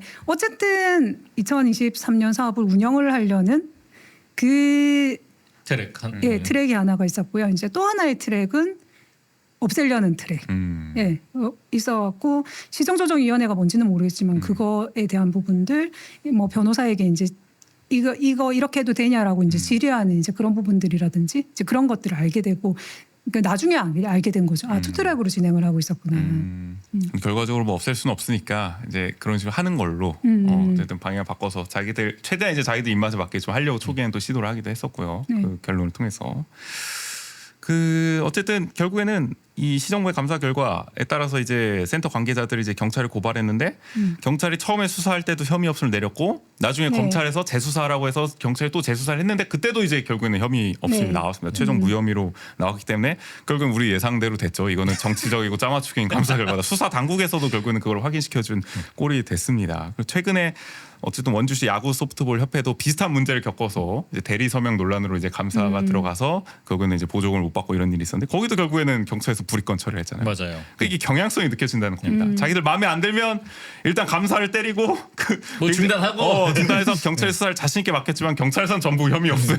불이권이 되는 이 결과가 문화도시에서도 이어졌던 거죠. 네, 그렇게 볼 수가 있을 것 같습니다. 근데 결국에는 이제 8월쯤 돼서는 기자회견을 이제 여시고 좀 법적 대응을 하시기도 했어요. 이때는 네. 좀 생각이 좀 어떻게 보면 좀 달라졌다, 상황이 달라졌다고 좀 판단을 하셨던 건가요? 상황은 똑같다라고 생각을 해요. 뭐 그렇다고 이제 뭐 생각을 뭐 바꾼 사람들이 있을 리도 없을 거고 그래서 장기적으로 봐야 되지 않을까 생각을 하고 있어요. 이 당시 그러면 작년 8월에 법적 대응에 나섰던 거는 이때는 이제 좀 대응을 해야겠다 이런 좀 판단이 서섰던 걸까요? 그거는 처음부터 있었고요. 네. 그 동안은 그러면 어쨌든 초창기에 너무 대응을 하게 되면은 아까 말씀하신 것처럼 어떻게 보면 좀 진흙탕 싸움이 될 수도 있고 네. 너무 진실 공방 양상으로 가면 오히려 시민들한테는 더 부정적인 인식만 강화될 수가 있으니까 조금 시간을 두고 어쨌든 문체부나 여러 가지 절차가 또 남아 있으니까 네, 네. 거기서 또 네. 좌우될 게 있으니까 지켜본 다음에 어쨌든 감사 결과 나오고 또 경찰 수사 결과 나왔을 때 이제는 언론 대응을 해도 되겠다 해서 이제 좀 나서셨다 이렇게 볼 수 있을까요? 그리고 그 당시에 3월 달에 문체부가 원주시와 우리 센터 보고 언론 보도 자제에 대해서 매우 강력하게 요구를 했어요. 그러면은 원주시 그걸 전혀 안 지킨 거네요. 지금 전혀 안 들어보면. 지켰죠. 뭐 대놓고 뭐 방만한 운영, 뭐 총체적 부실도 다 내보냈잖아요 보도자료로. 그래서 그 1차 회의 때 그 강원도가 언론을 보고 알았거든요. 원래는 승인을 다 받고 진행을 해야 되는데 그래서 그 누가 절차를 안 지킨 거야? 도대체 이렇게 되면 보조금 집행 문제를 삼고 있는데 공문을 지금. 받고 나서 이제 문체부에 전화를 했어요. 저 이런 공문 받았거든요. 근데 사실 그 전에 어떤 상황이 있었냐면 그 원주가 나름 그 시민 거버넌스 쪽에서는 사례로 좀 얘기가 좀 되고 있었어요. 그래서 어쨌든 문화도시 사업에 대한 성과가 있어야 되잖아요. 그럴 때 원주 같은 경우에는 이런 시민 거버넌스 쪽에서 좀 어느 정도는 좀 성과가 쌓여가고 있다. 좀 끝까지 좀 잘해야 된다라는 그런 시선이 좀 있었고요. 그런 상황에서 도저히 안 될 것 같은 거예요. 그때 2월 초 평가가 왔을 때 문화도시가 항상 평가를 받잖아요. 그래서 성과 보고서를 내고 그때 그 자리에 계셨었나요? 네, 있었죠. 아, 저희가 최우수도 받을 뻔했는데 우수로 날아간 이유가 2월 1일 그때 현장 심사 때였어요. 문화도시 평가를 위해서 원주 왔을 때 네, 네. 심사위원들이 보통 그 심의가 오면요 지역에서는 사이가 되게 안 좋더라고요. 이 심의 자리에서는 굉장히 지역에서는 사이가 좋아져요. 아 그래야죠. 서로의 성과를 네. 취하해주고 친하게 해주고 뭐라도 하나 이제 잘 보이려고 그렇게 노력을 하는데 그 자리에서 원주시는 사업은 잘하지만 행정 리스크가 크다라는 평가를 받게 된 거예요. 그거는 뭐 직접적으로 언급을 한 거네요. 결국에 네, 원주시 네, 정부의 네. 행태를 문제 삼은 거네요. 그 자리에서 원주시가 센터를 직접적으로 깠어요. 아니 외부에서 평가위원이 왔는데 네. 집안 맞아요. 싸움을 그냥 네. 대놓고 네. 드러낸 거네요. 그래서 평가위원들이 문화도시 사업은요 이런 거고요. 교육을 시키려고 해서 설명을 해주려고. 봐도 얼마나 지금 이해가 안 되는 공무원들이 네. 이걸 집행하고 있는지 보였을 거 아니에요. 그 심사위원들이 보기에도 네. 심의위원들이 보기에도. 그래서 이제 나중에 들었는데 그 서면 평가가 있고요. 그다음에 현장 평가가 있고 그다음에 종합적으로 그 점수를 이제 그 평가하는 자리가 있어요. 심의위원회가 열리는데 이제 그때 그 원주 같은 경우에는 행정 리스크가 굉장히 크게 부각이 되었다고 그래서 우수밖에 못 받았습니다. 최우수가 네. 뭐 유력했는데 결국 그 행정 리스크 때문에. 네. 그때도 아마 아카데미 극장 관련해서도 질의도 있었는데 거기에 네. 대해서도 부정적으로 네. 얘기했죠, 네. 당연히. 네. 그러다 보니 일관된 행동이었긴 해요. 뭐 심의를 받든 뭐 언론이든 그렇죠. 뭐 두 얼굴은 아니네요. 네, 네, 일관되게 네. 우리는 외부 심의원 와도 할 말한다. 맞아요. 우리 마음에 안 든다. 문화에서. 소신 있죠. 네. 그래서 이제 그런 리스크들 때문에 문체부에서 제안을 주신 게 그 중앙지 기자랑 같이 그때 정책관님하고 같이 원주를 방문해서 원주 사례를 취재를 하고 중앙제실자 이제 그 얘기가 되었고요. 그래서 강원도 오는 김에 이제 춘천까지 가자 해서 날짜를 잡아놨었어요. 원주 춘천 사례를 취재해서 우리가 이제 중앙일간지에 떡 이제 실릴 이제 아주 문화도시 아주 모범 네. 같은 네. 우수 사례고. 네네네. 이제 그런 것들은 이제 문체부에서 도와주시려고 하신 거죠. 네, 우수 사례로 굉장히 부각을 시켜서 좀 이런 지금까지 진행됐던 사업 취지가 좀 제대로 그러니까 지속적으로 지속될 수 있게. 갈 수 네. 있게 그러니까 매우 이제 고마운 일이죠.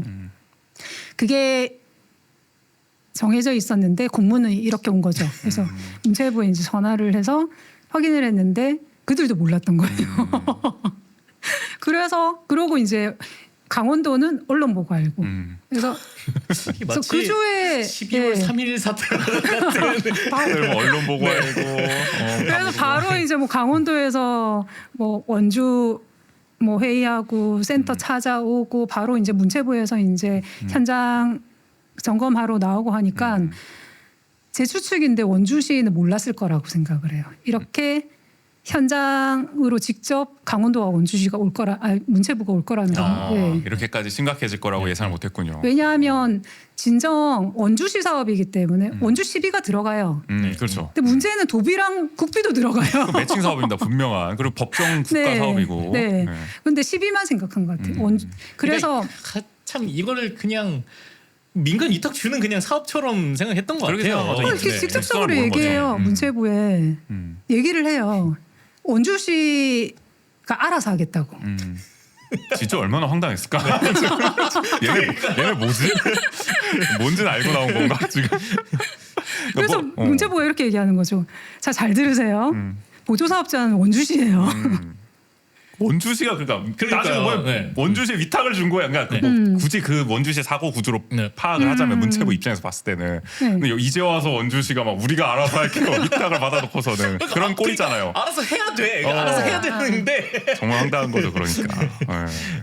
그런 과정들이 계속 네. 쭉 이어졌던 거고. 그러다 보니 뭐 문화도시 원주가 제대로 굴러갔겠습니까? 점점 좀 어떻게 보면 기존 사업 취지와는 완전히 달라지는 결과를 나왔습니다. 어떻게 보면 좀 망가지는 결과가 됐는데 문화도시 심의위원회는 작년에 법정 문화도시 24곳의 사업 성과를 점검해서 원주는 미흡 평가를 내렸습니다. 이게 최하점이죠. 어떻게 보면 네네. 낙제점이라고 보면 됩니다. 2020년에 선정된 1차 문화도시 중에서 미흡을 받은 거는 원주가 유일했습니다. 그러니까 최우수 도시였는데 한순간에 그냥 미흡 도시로 추락을 한. 심지어 1차 도시 중에 유일하게 그게 중요한 포인트예요.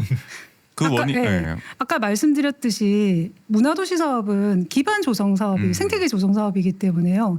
이게 비례로 올라가지 않고 이렇게 급격한 가파르게. 어느 순간 축적이 되고 나서 어느 순간 가파르게 오르는 그래프를 보인다고 했잖아요. 네.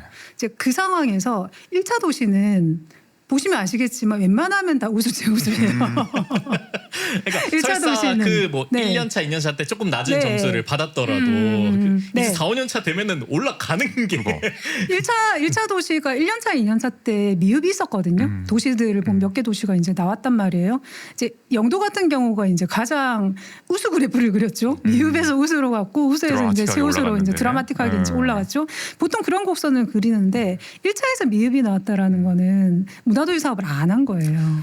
그러니까 3년차 평가인데 이게 네. 3년차 네. 평가인데 이게 미흡이 떴다. 그러니까 우수 최우수 가다가 갑자기 미흡이 됐다는 것 자체를 누가 이해할 수가 있겠을까요? 예산을 도대체 어떻게 쓴 건가 이렇게 되면은. 그래서 계속 이제 뭐 사업 주체가 바뀌어 갖고 사업 기간이 짧았다 그 얘기를 하는데 그렇게 바꾼 주체가 그들이잖아요. 그 행정 리스크를 누가 유발을 그러니까요. 시켰는데 이런 네. 거. 네, 제가 정정하겠습니다. 4년차 평가가 미흡인 거죠. 네. 1년차 우수, 2년차 최우수, 3년차 우수였습니다. 문화도시 거의 최우수에 가까운 우수를 계속 받아왔었는데. 하여간 뭐 원인은 뭐 말씀해 주신 것처럼 이제 민간 협력으로 주도하는 이 시민이 주도한 사업이라는 게 좋은 평가를 받아왔는데 결국에는 관 주도로 사업이 완전히 뒤바뀌면서 기존 장점이 무색해졌고요. 그러다 보니 이제 문화체육관광부가 보기에도 점수가 낮게 나올 수밖에 없었던 거고 작년에 어쨌든 원주시 정부가 그 말도 많고 탈도 많았던 문화도시 사업 그 주체 변경을 조건부로 승인을 해줄 때도 네. 그 얘기를 했잖아요. 성과가 미흡하면은 지정 취소도 검토할 수가 있다. 문화도시 여기 다 그냥 다 물릴 수도 있다. 그런데 실제로 이제 미흡이 떠가지고 그때도 막 얘기가 많았어요. 야 이거 진짜 지성 된 거 아니냐. 결과적으로 그런 일까지는 다행히 안 벌어졌습니다만 네. 그 정도로 정말 원주시 정부가 대책도 없이 일을 그냥 크게 벌려버린 꼴이 되고 말았습니다. 그래서 전국적으로 참 원주 상황 많이 안타까워하지 않으셨나요? 많이 또 들으셨을 것 같은데. 아, 이야기도. 제가 한동안 핫 인사였죠. 다들 안부를 묻고 그럼요. 어떻게 지내시냐. 네. 그러니까 이게 저도 기사에서도 많이 봤던 것 같고, 그러니까 문화 관련 뭐 이런 이슈 리포트나 이런 데서도 원주 사례를 참 안타까워하는, 그러니까 네. 관의 어떻게 보면 개입으로 잘 굴러가던 문화가 좀 망가지는 그 어떻게 보면 대표적인 케이스로 언급이 많이 되더라고요. 그러니까 네. 지금까지도 그 사례로 남아 있는 것 같기도 하고. 사실 이게 딱 미흡 받았다는 걸 아셨을 때 좀 심정은 좀 어떠셨어요? 이거 오묘할 것 같은데 심정이 되게. 그러니까 이게 참 이거 통쾌할 수도 없고 그럴 수도 없고 이게 참 안타까우면서도. 안타깝죠. 기본적으로는. 네. 네. 그 사업하다 보면 특히 그 문화도시 사업을 하다 보면 본의 아니게 언론 노출이 굉장히 많이 되거든요. 막 지나가다가 꼬맹이들이 이 아줌마 TV에서 봤어 막 그렇게도 오. 한단 말이에요. 원주 안에서는 이게 언론에 많이 노출되는 사업이기 때문에 그럴 수밖에 없어요. 그러니까 작년 3월 20일 이후부터는 포털 검색하기가 두려운 거죠. 아. 그러니까 미입을 받았다라고 하면 사실 잘 모르시는 분들은 저랑 연계를 시킬 수도 있는 거잖아요. 아, 그쵸. 근데 나중에 네. 이제 자료들만 보면 그냥 그렇죠. 원주에서 이슈를 문화도시 뜨문 했다고 뜨문 보신 하니까 분들은. 네네. 네. 그럴 수도 있겠죠. 그리고 그러니까 평가 자체도 뭐 중요하긴 하지만 이제 이렇게 받았다는 자체가 실제로 문화도시 사업이 작동하지 않았다라는 거를 반증하는 경우이기 때문에 되게 안타깝죠. 네. 그러니까 그 원주에 계속 살기 때문에 어쩔 수 없이 현수막을 보게 되고 맞아요. 본단 말이에요. 사람들을 만나게 되면 이야기를 듣게 되고 진짜 먼 나라 얘기 같아요. 저게 왜? 그런 상황들. 그리고 계속 이제 여쭤봐요. 아니 그 문화도시 사업비로 이 사업을 해도 돼요? 이제 그런 질문도 많이 받거든요. 원래는 안 되죠라는 얘기를 계속하게 되는 거죠. 지금 안 되는 걸 제기하려는 게 너무 많아가지고. 네. 그렇죠. 아 그러면 어쨌든 뭐 좀 결론 부분으로 가면은 뭐 답정 날 것 같긴 합니다. 이제 5년차 사업을 어찌저찌 이제 마무리하는 과정에 있습니다. 법정문화도시 이제 국비 지원 사업은 이제 끝나는 거죠, 올해로. 뭐 초창기 로드맵과 상당히 이제 4, 5년차 좀 달라진 부분도 있고 또 어쩔 수 없이 따라가는 부분도 이제 원주시 입장에서는 있었는데 전반적으로 문화도시 원주 5년 어떻게 좀 평가를 좀 해보실 수가 있을까요, 보시기에? 3+2? 정확히 그렇게 나뉜다. 네. 3년차 때 그 원주가 그 문화도시 조성 계획을 지자체에서 저는 첫 번째인 줄 알았는데 두 번째로 짰더라고요. 가장 첫 번째로 짠 데가 문화특화지역 조정사업 시범사업 했던 남원시가 처음 짰고요. 두 번째로 자체적으로 짠 데가 원주시예요. 2017년에 1차를 짰고 매년 이제 갱신을 하면서 2019년 말에 완성을 했는데요. 그렇기 때문에 오랫동안 사업을 했기 때문에 출구 전략을 3년 사이 짰어요, 사실은. 문화도시 추진위원회 선생님들 당연히 그때 원주시 문화예술과도 들어왔었고요. 짜면서 이제 원주의 상황들을 이제 점검을 해봤을 때 그때 결론은 어떤 게 있었냐면 아마 그때 자리에 계속 그 과정에 계속 네네. 계셨잖아요. 원주 문화가 그 양적으로 2014년부터 시작을 해서 그때가 영상미디어 센터라든지 활동들이 굉장히 활발해진 시기거든요. 이것도 나중에 좀 한번 구체적으로 얘기를 하고 싶은데 사실 원주 문화에 이제 청년 문화를 만들어낸 데가 문화도시 센터가 아니라 영상미디어 센터였어요. 초창기에 또 많이 그 역할을 했죠. 나중에 이제 돌이켜 보면 했을 때 2014년부터 시작을 해서 2022년까지 양적 성장을 해왔다라고 본 거죠. 그래서 이제 질적 성장이 필요한데 이거는 각 기관별로 워낙 활발해지다 보니까 중복 사업도 있고 그럼 그 와중에서도 문화예술 교육이라든지 그런 부분들 같은 경우는 한 데가 없었어요. 그러니까 이런 비어 있는 부분들도 있기 때문에 원주시가 종합 문화예술 정책을 문화비전 2030을 세운 게 10년 전이었거든요. 그렇기 때문에 종합 정책을 세울 때다. 여기에 따라서 각 기관들이 업무를 다시 재배치를 하자. 그래서 질적 성장을 좀 이끌어내자. 그러니까 이건 이제 종합적으로 한번 판을 다시 한번 쭉 이제 다시 짜보는 거죠. 예를 들어서 청년 정책 같은 경우가 6개 기관에서 하고 있었거든요. 사업이 비슷했어요. 그러니까 진입을 위한 청년 정책은 진입 단계에서의 사업은 굉장히 활발했는데 이후에 이제 성장이라든지 뭐 창업 중반으로 갔을 때라든지 이런 부분들은 없었단 말이에요. 비어 있던 부분들이 있었기 때문에 이런 것들을 좀 점검을 해보고 사업도 좀 골고루 한번 해보자. 상황이 바뀌었으니까 그거를 원주시가 적극 나서서 종합 정책을 짜야 된다. 그렇게 얘기를 했었거든요. 그러면서 저희가 생각을 했던 거는 뭐냐면 이때 2023년에 어떻게 하느냐에 따라서 원주 문화는 가파르게 성장하거나 좀 완만하게 성장을 할 거다. 그때만 해도 급격히 하락할 거라고는 생각을 안 했어요. 그래도 네, 그거는 시나리오에 누가 없었어요. 생각했겠습니까? 네. 완만한 성장이거나 급격한 성장이거나 생각을 했거든요. 근데 아직 그 생각은 변함이 없어요. 이제 원주가 전체적으로 이제 종합 정책을 세워야 되는데 그 전제 조건은 뭐냐면 전문가가 나서야 돼요. 방에 앉아서 넷플릭스만 보더라도 그게 문화생활이다라고 생각하는 사람들이 정책을 세워서는 안 된다라는 거죠. 네. 한 끗 차이잖아요. 아까 얘기했듯이 향유라는 측면이 보인단 말이에요. 어떤 공연을 하거나 어떤 축제를 하거나 한다라고 했을 때 그게 제대로 되려면 앞에서 생태계를 만드는 축적의 과정들, 사람들을 키우고 역량을 키우는 이런 일들이 있어야 되는 거잖아요.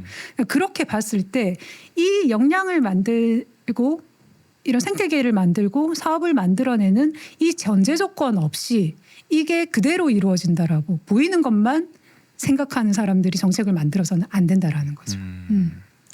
그러면은 어쨌든 원주가 3+1라고 표현하신 건 3년까지는 참 구상대로 잘 됐는데 2년은 조금은 우려하신 지점으로 갔던 게 아닌가라고 좀 보고 계신 거죠. 어떻게 네네. 보면은. 근데 원주는 어쨌든 지금 국비 지원이 끝나도 시정부 입장에서는 이게 사실 그 법정 문화도시 사업을 받을 때부터 그 얘기를 하잖아요. 이게 국비 지원 끝나도 계속 이어가는 그 장기 과제예요. 지속 가능한 그 과제로 사실 평가를 받아서 이게 사업을 수행하는 거잖아요. 그럼 이제 국비 지원이 끝나도 이거를 자체 사업으로 계속 이어가야 하는 상황인데 저희가 이제 내년도 예산만 봤을 때는 자체 사업이 아직 편성이 안 돼 있더라고요. 예산 자체만. 이게 뭐 네. 추경에 할 건지 모르겠지만 그런 걸 봤을 때 의지가 있는지도 사실 의문이기도 하고 이 문화도시 앞으로 좀 향방이 어떻게 될지도 좀 걱정이 되기도 하더라고요. 근데 어쨌든 그 대표님이 보시기에는 뭐 이러나 저러나 어쨌든 문화도시 사업은 계속 이어져야 한다고 보시는 거잖아요. 원주시가 자체 사업으로. 하려면 실제 이제 이 문화도시, 그러니까 이름은 달라지더라도 문화도시가 기존에 하고자 했던 것들, 이제 생태계를 만들고 어떤 게 원주에 필요한 문화적 활동들인지 이게 생태계적으로 봤을 때 사람을 키우는 게 먼저인 건지 어떤 뭐 예산을 편성하는 뭐 물론 다 같이 가야 되겠지만 먼저인 건지 어떤 못하는 필요한데 안 하고 있는 분야는 무엇인지 이런 것들은 이제 도시 분석부터 필요한 일인 거잖아요. 이제 물론 문화도시 조성계획이 2019년에 만들어지긴 했지만 바뀌었잖아요, 또. 그러니까 그 이후에 이제 바뀌었기 때문에 뭐 5개년 계획이든 10개년 계획이든 이런 것들을 먼저 만드는 게 우선이다라고 보고요. 그러니까 지금 상황에서는 예산이 있더라도 과연 그런 생태계를 만드는 관점에서 사업을 할 수 있을까? 그거는 의문이라는 거죠. 이게 그러니까 어떤 사업명만 그대로 이어진다고 네. 그게 문화도시가 이어지는 것이 아니라 말씀하셨던 문화도시의 이 사업의 가치와 어떤 목적 이런 것들이 잘 이어질 수 있겠냐는 딜레마가 좀 있네요. 그러니까 이 사업이 이렇게 끊어져도 안 되지만 문화도시라는 네. 어떤 그동안 우리가 추구해왔던 가치나 정체성을 생각했을 때 근데 지금 상황에서 예산 배정해서 했을 때 과연 그 가치대로 되겠느냐 돈을 생각하면 안 하는 게 나을 것 같기도 네. 하고 어떻게 보면 그렇다고 또 단절된 것도 아쉽기도 하고 참 딜레마가 계속 이어지는 것 같습니다. 오히려 아무것도 안 하는 게 나을 수도 있어요. 차라리 그게 낫다고 네. 보시나요? 네. 지금 네, 상황에서는 차라리. 네. 이게 근데 더 넓게 보자면은 또 원주만의 문제도 아니겠지만 문화도시가 전반적으로 지금 방향이 또 바뀌고 있는 상황이잖아요. 네네. 윤석열 정부 들어서는 소위 말해서 대한민국 문화도시라고 해가지고 결국에는 그동안 해왔던 뭐 시민 주체, 거버넌스 이런 가치들은 좀 퇴색이 되는 것 같아요. 지금 중요 평가 기준에서도 빠진 것으로 나타나고 있고 또 과정 중심이 아니라 실질적인 효과를 내야 된다. 그러니까 눈으로 보이는 뭔가 이게 정량적인 성과를 내라. 또 이런 거를 또 중요하게 보더라고요. 그리고 이게 참 재밌던데 자유와 연대를 강조하고 있어요. 대한민국 그 가이드라인에 그래서 이게 뭔가 보니까 자유는 향유하는 시민이 양적으로 늘어나야 된다는 거고 연대는 나는 그 연대를 해서 시민들이 이제 다 함께 뭔가 모여서 하는 걸 말하는 건가 했더니 거버넌스 우리가 생각했을 그동안에 때. 있던 공인된 기관들 그러니까 결국에는 관 중심이라는 말 아니겠습니까? 이 공인된 기관들을 중심으로 협력해라. 관산 학 간에 협력을 해라. 뭐 대학교까지 포함해서 이런 의미. 그럼 결국에는 이게 앞서 문화도시의 맥락을 쭉 얘기해 주셨는데 2014년 뭐 지역문화진흥법부터 해서 지역의 어떤 시민들이 직접적으로 자신들의 문제를 해결하는 창의성, 주도성 뭐 이런 걸 강조했던 건데 이게 다 지금은 폐기되는 거 아닙니까? 이런 정신들이 완전히 좀 뒤집혔다는 생각이 드는데 어떻게 보세요? 지금 이런 흐름들은? 핵이라기보다는 좀 파도가 치고 있다. 너무 뛰어나는 파도죠. 그 정도 표현일까요? 이런 흐름에 약간 그 이동은 그 센터에 계셨을 때도 조금 이런 기류들이 보이긴 그럼요. 했었잖아요. 예. 그 당시 네. 정권이 네. 바뀌고 네. 나서도 실제로 그 앞서 그 과정 중심 처음에 했던 법정 문화도시 사업을 문화도시 1.0이라고 한다면 이후에 나온 대한민국 문화도시를 2.0이라고 표현을 하거든요. 1.0에서 2.0으로 가는 대비를 문화도시 센터가 했어요. 네, 실제로 그 과정에 있었고 2023년에는 뭐 자유와 연대까지는 모르겠는데 이 향유적인 측면에서는 어떤 측면, 그러니까 물론 굉장히 중요해요. 이제 향유적인 측면에서는 어떻게 할 건가? 그리고 대한민국 문화도시로 정책이 바뀐 거는 실제 그 관점이 완전 달라진 거거든요. 그러니까 1.0이 과정 중심이었고 시민 주도 중심이었다라고 하면 2.0은 말 그대로 결과 중심이거든요. 1.0이 과정 중심이라고 해서 결과가 없는 건 아니에요. 근데 과정을 통해서 결과가 나온다라고 보는 거죠. 그래서 과정에 대한 성과 평가 지표가 많았어요. 근데 2.0 같은 경우에는 딱 결과만 보는 거예요. 그러니까 이 차이점은 뭐냐면 예를 들어서 우리가 축제를 해요. 그럼 10,000명이 와요. 1.0도 2.0도 똑같이 10,000명이 온다라고 봤을 때 2.0 같은 경우에는 10,000명이 굉장히 중요한 지표가 되는 거죠. 왔다. 네. 만두 축제 50만 명 왔다. 네. 그럼 어떻게든 네. 방식은 상관없어요. 어떤 형태로든. 네, 어떤 형태로든 상관없죠. 근데 1.0에서 10,000명이 왔다라는 거는 뭐냐면 이 10,000명이 와서 이 행사에서 뭘 느꼈지?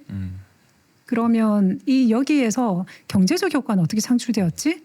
그 여기에 참여한 사람들은 누구고 이 사람들의 성격은 단순히 즐기러 온 건지 아니면 내가 활동을 하러 온 건지 그리고 이 축제를 기획한 사람들은 뭐 시민들이야 뭐 전문가야 그럼 내년은 어떻게 해? 이런 구조들 진행 과정들을 이제 쭉 보면서 아 이래서 10,000명이 왔구나. 아니면 그 과정에서 시민들이 네. 예산에 얼마만큼 또 참여할 수 있었는지 네네네네. 예산 결정이나 네, 맞아요. 그러니까 좀 더 깊이 면밀히 보는 거죠. 어쩌면 이제 이 10,000명이 있고 그 옆에서도 이제 어떤 축제가 열려갖고 여기 2,000명이었어요. 그러면 같이 좀 연대해서 했더라고 하면 이 10,000명이 이 축제도 가서 한 번 더 봤으면 어땠을까 이런 이제 구조적인 부분도 보고 이런 것들이 이제 어떤 지표가 되는 거죠. 근데 2.0 같은 경우에는 그 앞에 이 10,000명이 오기 위한 지표 가이드라인이 그렇게 크지가 않단 말이에요. 그러면 그거죠. 그 원주 씨가 그 광고를 해갖고 유튜브 조회수를 굉장히 올렸다라고 하잖아요. 그런 형태가 될 수도 있는 거죠. 그렇게만 하면 되는 거죠. 사실 결과만 내면 되는 거죠. 네, 맞아요. 결과만 내면 되는. 거. 물론 그렇게 하지 않죠. 물론 그렇게 하진 않지만 그래도 이제 일하는 방식들이 좀 달라진다. 이런 이제 근본적인 차이점들이 있는 것 결국은 같고요. 가이드라인이 그렇게 바뀌었으니까 따라갈 수밖에 없는 거죠. 2.0 네네네. 도시들은. 그러니까 지금 보면은 사실 뭐 이어지는 게 다 그런 거잖아요. 뭐 지역 문화 전문 인력 사업도 폐지되고 지금 문화예술 교육 예술 강사도 축소되고 뭐 생활문화 사업도 폐지되고 그 일련의 흐름 속에 지금 문화도시 대한민국 문화도시라는 어떤 사업 변경이 이루어지고 있는 것 같다는 생각이 들기도 하고 뭐 그런 것도 있더라고. 뭐 K 컬처 해가지고 뭐 관광 예산도 지금 엄청 증가시키고 있고. 그러니까 이 윤석열 정부 들어서 방향 자체가 이게 문화 도시 자체가 그 시민 주도성 이런 걸 그렇게 탐탁치 않아 여기 하는 게 정책 기조에서도 확실히 좀 느껴진다라는 생각이 좀. 그러니까 이게 원래 드는 것 같습니다, 그럴 수 있죠. 구조적으로. 문화도시 자체가 그 앞서 서두에 저희 초반에 말씀해 주셨던 것처럼 이게 단순히 어떤 물론 거기에 포함되겠지만 문화를 그냥 융성하겠다 이런 것보다는 이 지역의 다양한 문제들을 문화라는 방법으로 우리가 해결을 하겠다. 그리고 그 과정에서 시민들이 그것을 주도해 나가는 것들이 중요한 건데 어떤 이 바뀌는 과정에서는 그런 모습이라기보다는 어떤 그 경제라는 어떤 그 관점이 여기서도 좀 드러나는 게 맞아요. 아닌가. 네. 그런데 저는 국가 정책은 달라질 수 있다라고 생각을 하거든요. 이제 이게 뭐 누가 맞고 뭐 누가 틀리다라는 문제가 아니라 저는 여기에서 지역의 태도가 굉장히 중요하다라고 생각을 하거든요. 이게 결국에는 이제 지역문화진흥 정책이잖아요. 그렇죠. 그러면 지역이 잘 되라고 하는 사업이란 말이에요. 그러면 저는 적극적으로 취해야 되는 태도가 아 그럼 우리 지역을 문화 진흥을 시키기 위해서는 어떻게 해야 되지? 그 고민이 저는 가장 중요하다라고 보는 거죠. 그러니까 막말로 국가 정책은 활용하면 되는 거라고 생각을 해요. 그러니까 대한민국 문화도시 정책으로 갔다라고 해서 이 대한민국 문화도시를 진행하는 도시는 모두 결과 중심적일 거야. 절대 아니거든요. 이런 결과가 나오게 하기 위해서 실제적으로 도시를 잘 들여다보고 이 결과를 이끌어내기 위해 진지하게 도시들은 고민을 해요. 근데 그런 도시가 있고 아닌 도시가 있을 수 있다라는 거죠. 그래서 저는 기본적으로 그림책 도시 때도 그렇지만 지역은 국가 정책을 활용을 하는 거죠. 왜냐하면 지역 혼자서 우리 문제를 해결을 할 수 없다는 거죠. 가장 좋은 거는 이제 재원이 국가에서 주는 거잖아요. 그렇죠. 네. 이 재원을 활용해서 사실 그림책 도시 사업은 지역화된 거거든요. 이제 그림책 도시 사업은 국가 예산을 받지 않고도 지역 문화 진흥 정책의 일환으로서 원주시 그림책 센터를 만들고 그림책 도서관을 만들고 운영을 하고 있잖아요. 이렇게 활용을 하면 된다라고 생각을 하거든요. 이제 문화도시 조성 사업도 마찬가지. 인 거죠. 저는 가장 안타까웠던 게 4년 차에 예산 집행률이 60%가 40몇 %였나? 다 없었죠. 네. 준 거를. 그러니까요. 저는 그게 제일 속상해요. 저희는 예산 집행률은 그 어느 도시보다 높았거든요. 다 썼어요. 왜냐하면 그게 지역에 다 뿌려지는 돈이잖아요. 그래. 그 문화도시라는 의미는 그렇게 네. 지원을 참 소중한 돈을 받아서 그걸 지역을 문화진흥을 위해서 잘 쓰라고 한 건데 그 집행률이 뭐 정확히 보면 뭐 7%도 안 된 거죠. 어쨌든 네. 불용된 게 많았던 거잖아요. 맞아요. 그러니까 그리고 그 어떤 데보다 확신할 수 있는 거는 원주 같은 경우에는 좀 세련되지 못하거나 좀 더디게 가더라도 지역의 청년들하고 지역에서 많이 진행을 해왔단 말이죠. 그래서 지금 생각해 보시면 다른 유명한 기획자들이 굉장히 많은데 그 유명한 전국의 기획자들이 원주에서 많이는 못 만났을 거거든요. 이제 어떤 네트워크 사업이라든지 자문으로 굉장히 많이 오시기는 했지만 어떤 사업을 주도하는 사람은 다 원주 사람 아니었어요. 그렇죠. 그렇죠. 네. 그렇게 봤을 때 국가에서 준 예산을 원주 지역사회에 다 뿌린 거예요. 그것도 하나의 의무인 거예요. 그렇죠. 예, 그렇게 이제 그거를 활용을 해서 원주 지역의 문화를 진흥을 해야 되는데 그거를 다 못 쓴 거는 말이 안 되는 거죠. 기본 중에 기본이에요. 자기들이 사업 주체 다 가져와서 뭐 했냐 이거야 진짜. 그렇죠. 감당도 못 할 거면서 그런 생각이 들 수밖에 없는 거고. 네. 좋은 말씀을 해주신 것 같아요. 그러니까 정부에서 정책 방향이 이렇게 바뀌었다 한들 어쨌든 지역이 정말 자신들 지역을 위해 어떻게 문화를 진흥할 것이냐 계획을 제대로 세워서 거기에 맞게 집행을 하면 되는 거잖아요. 네. 근데 원주시는 오히려 정부도 놀랄 정도로 정부 방침보다 더 한 발 앞서서 선제적인 조치를 취하고 그랬던 게 아닌가 싶기도 하고 도대체 지역 문화를 어떻게 진흥하겠다는 건지에 대한 비전이 전혀 없었다. 그러니까 그렇게 뭐 바꾸더라도 그럼 바꾼 데에서라도 성과를 만들어낼 수 있다면은 네. 그래도 뭐 나름의 방법대로 했나 보다라고 생각할 수 있겠지만 그마저도 잘 안 되다 보니까 그러니까 뭐 네. 축제나 인프라 중심으로 가고 그러니까 질적 퇴행으로 연결되고 관 주도로 회귀하는 결과를 낳을 수밖에 없었다라는 생각이 들고. 근데 어쨌든 지금 뭐 세상이 급변하고 있습니다. 모든 게 그렇죠. 지금 이 정부도 어떻게 될지 모르겠고 정부 정책도 앞으로 뭐 내년이면 또 어떻게 또 달라질지 모르는 상황인데 거의 마지막 질문이 될 것 같은데 대표님이 보시기에는 어쨌든 문화도시를 지금까지 쭉 이제 살펴보셨고 직접 또 이끌기도 하셨으니까 근본적으로 문화도시 사업이 이상적으로 가려면 좀 어떤 방향으로 정부도 그렇고 지자체도 좀 끌고 가야 한다라고 좀 보시는지 말씀을 좀 부탁드리겠습니다. 이제 본의 아니게 작년부터 휴식의 시간을 좀 생각하실 시간이 좀 되셨을 것 같아요. 많이 가지고 정리를 좀 했어요. 그러니까 하는 시간이 좀 있었죠. 그래서 그동안에 저도 사업을 운영을 하면서 굉장히 불안했던 부분이 그거였어요. 잘하고 있는 걸까? 이게 맞나? 저는 이제 문화예술 전공을 한 것도 아니고 하기 때문에 이게 너무 이제 두려운 때가 온 거예요. 이게 내가 하고 있는 게 맞는지 모르겠다 해서 뭐 대학원 가서 이제 공부를 하면서 이게 내가 했던 게 이게 문화예술 교육이었구나. 이게 뭐였구나. 근데 나중에 다시 이제 이론적으로 이제 거꾸로 공부하는 시간도 가지긴 했는데 시간이 지날수록 이제 좀 두려운 게 있었거든요. 잘하고 있나라는. 그런데 덕분에 좀 작년에 생각할 시간이 좀 주어졌고요. 쭉 반추를 해봤을 때 저는 그게 필요하다라고 생각해요. 철학이 있어야 된다. 도시 철학이 부재하면 흔들린다라는 생각이 들더라고요. 기본적으로 우리가 왜 문화 사업을 시비를 들여서 이런 국가 예산을 움직여서 많은 사람들이 해야 할까? 이제 그런 근본적인 문제로 들어갔을 때 결국에는 이 도시 철학에 대한 부분이 없으면 실효에 따라 흔들릴 수 있다. 이 판단의 준거가 무엇이냐. 그래서 이 우리가 가져야 할 태도는 그게 아닐까라는 생각이 들었고요. 그래서 아마 다정해도라는 이름이 좀 나왔던 부분들인 것 같아요. 그러니까 일례로 그거 좀 우리가 이제 그 문화기획자 양성 과정이라든지 그런 거를 할 때 야, 네 뜻대로 해. 네가 원하는 게 뭐야? 라고 물어본단 말이에요. 그러니까 이런 개인의 욕망을 좀 실현할 수 있는 사실 개인의 욕망을 실현할 수 있는 그런 사회적 구조라는 거는 굉장히 상상을 해보면 자유로울 것이고 시스템이 있을 것이고 지원책이 있을 것이고 탄탄한 구조가 느껴지잖아요. 그럴 때 우리는 그 전에 한 번 더 질문을 던져야 되는 게 아닌가. 오늘 이제 대통령 담화를 보면서도 그 생각을 굉장히 많이 했는데요. 오늘이 저기 네. 12월 12일입니다. 목요일.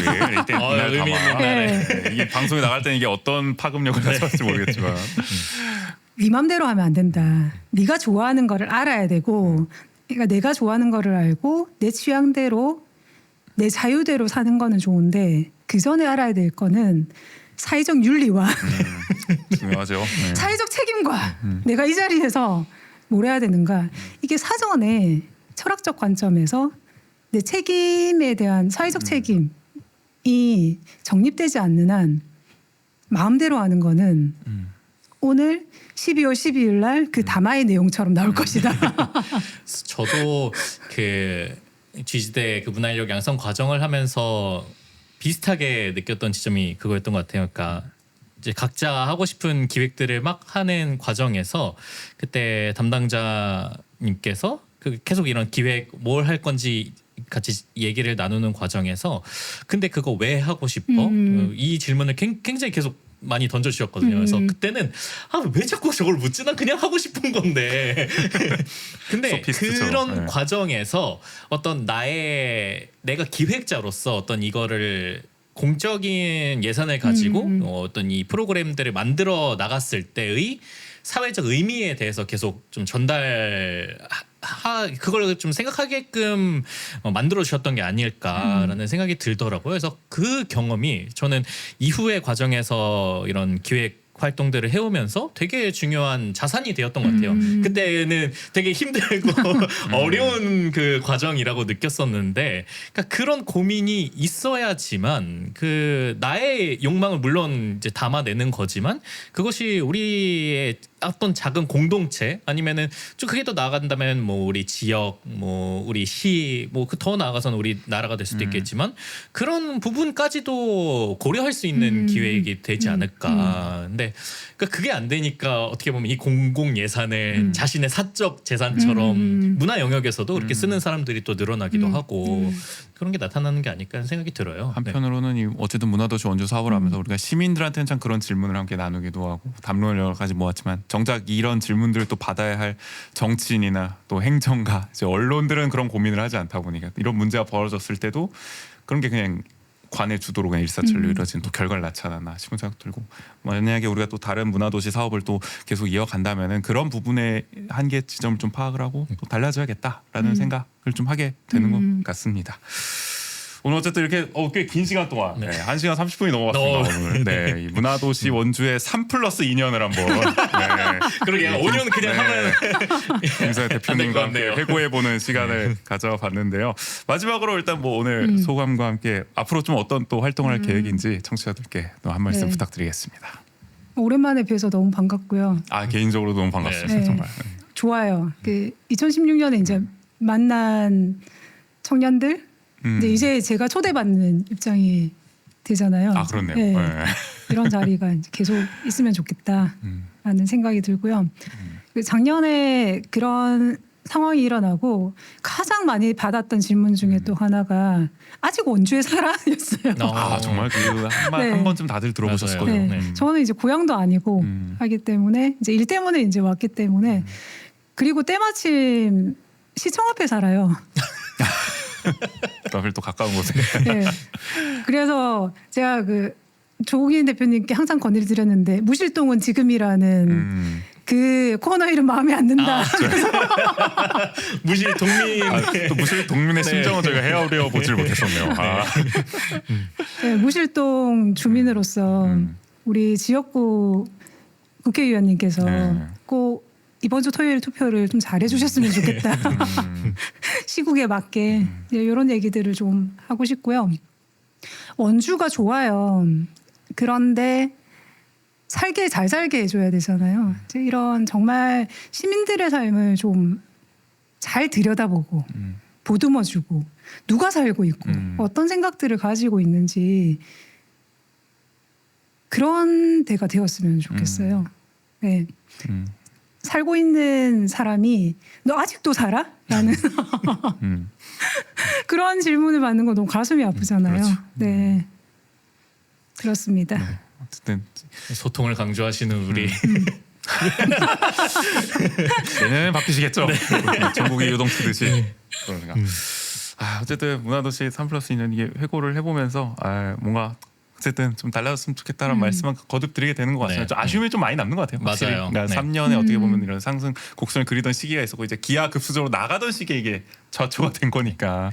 오히려 이렇게 돌아보니까 이 성과가 다시 한번 있었는데 그러니까 만약에 네. 5년을 쭉 갔다라면 어땠을까라는 만약에 그 말이 계속 맴돌게 되는 게 아닌가 싶은 생각. 그러나 분명히 어쨌든 5년 동안 또 남긴 것도 분명 우리가 자산이 있는 거니까 그걸 바탕으로 또 내년부터는 또 우리가 또 해봐야 되지 않겠습니까? 네네. 어떻게든 또 그런 각오를 또 다지게도 되는 것 같아요. 만약에 계속 운영을 해서 지금과 비슷한 결과가 나올 수도 있겠죠. 네, 그거는 누구도 모르는 일이지만 이제 중요한 거는 시민들이 결정했던 그 시간들, 활동했던 그 시간들을 부정을 하지는 말아야죠. 네, 그렇죠. 네. 그러니까 지금도 사실 뭐 문화도시 사업에 대해서 기존 사업에 대해서 시정부는 굉장히 부정적 평가하고 감사하고 경찰 수사했지만 지금 무혐의 나왔는데 그거에 대해서 아무 말도 안 하잖아요. 뭐 명예 회복은 뭐 기대도 안 합니다만은 뭐 이런 방구도 안 한다는 게 저는 황당할 따름인 것 그러니까요. 같고 언젠가는 하게 될 겁니다. 그러니까 반드시 그 추궁을 또 해야 될 것 같다라는 생각이 들기도 하는 것 같습니다. 어쨌든 오늘 이렇게 문화도시 원주 3+2년 회고 김선의 다정해도 대표님과 함께 나눠봤습니다. 오늘 나와주셔서 감사합니다. 감사합니다.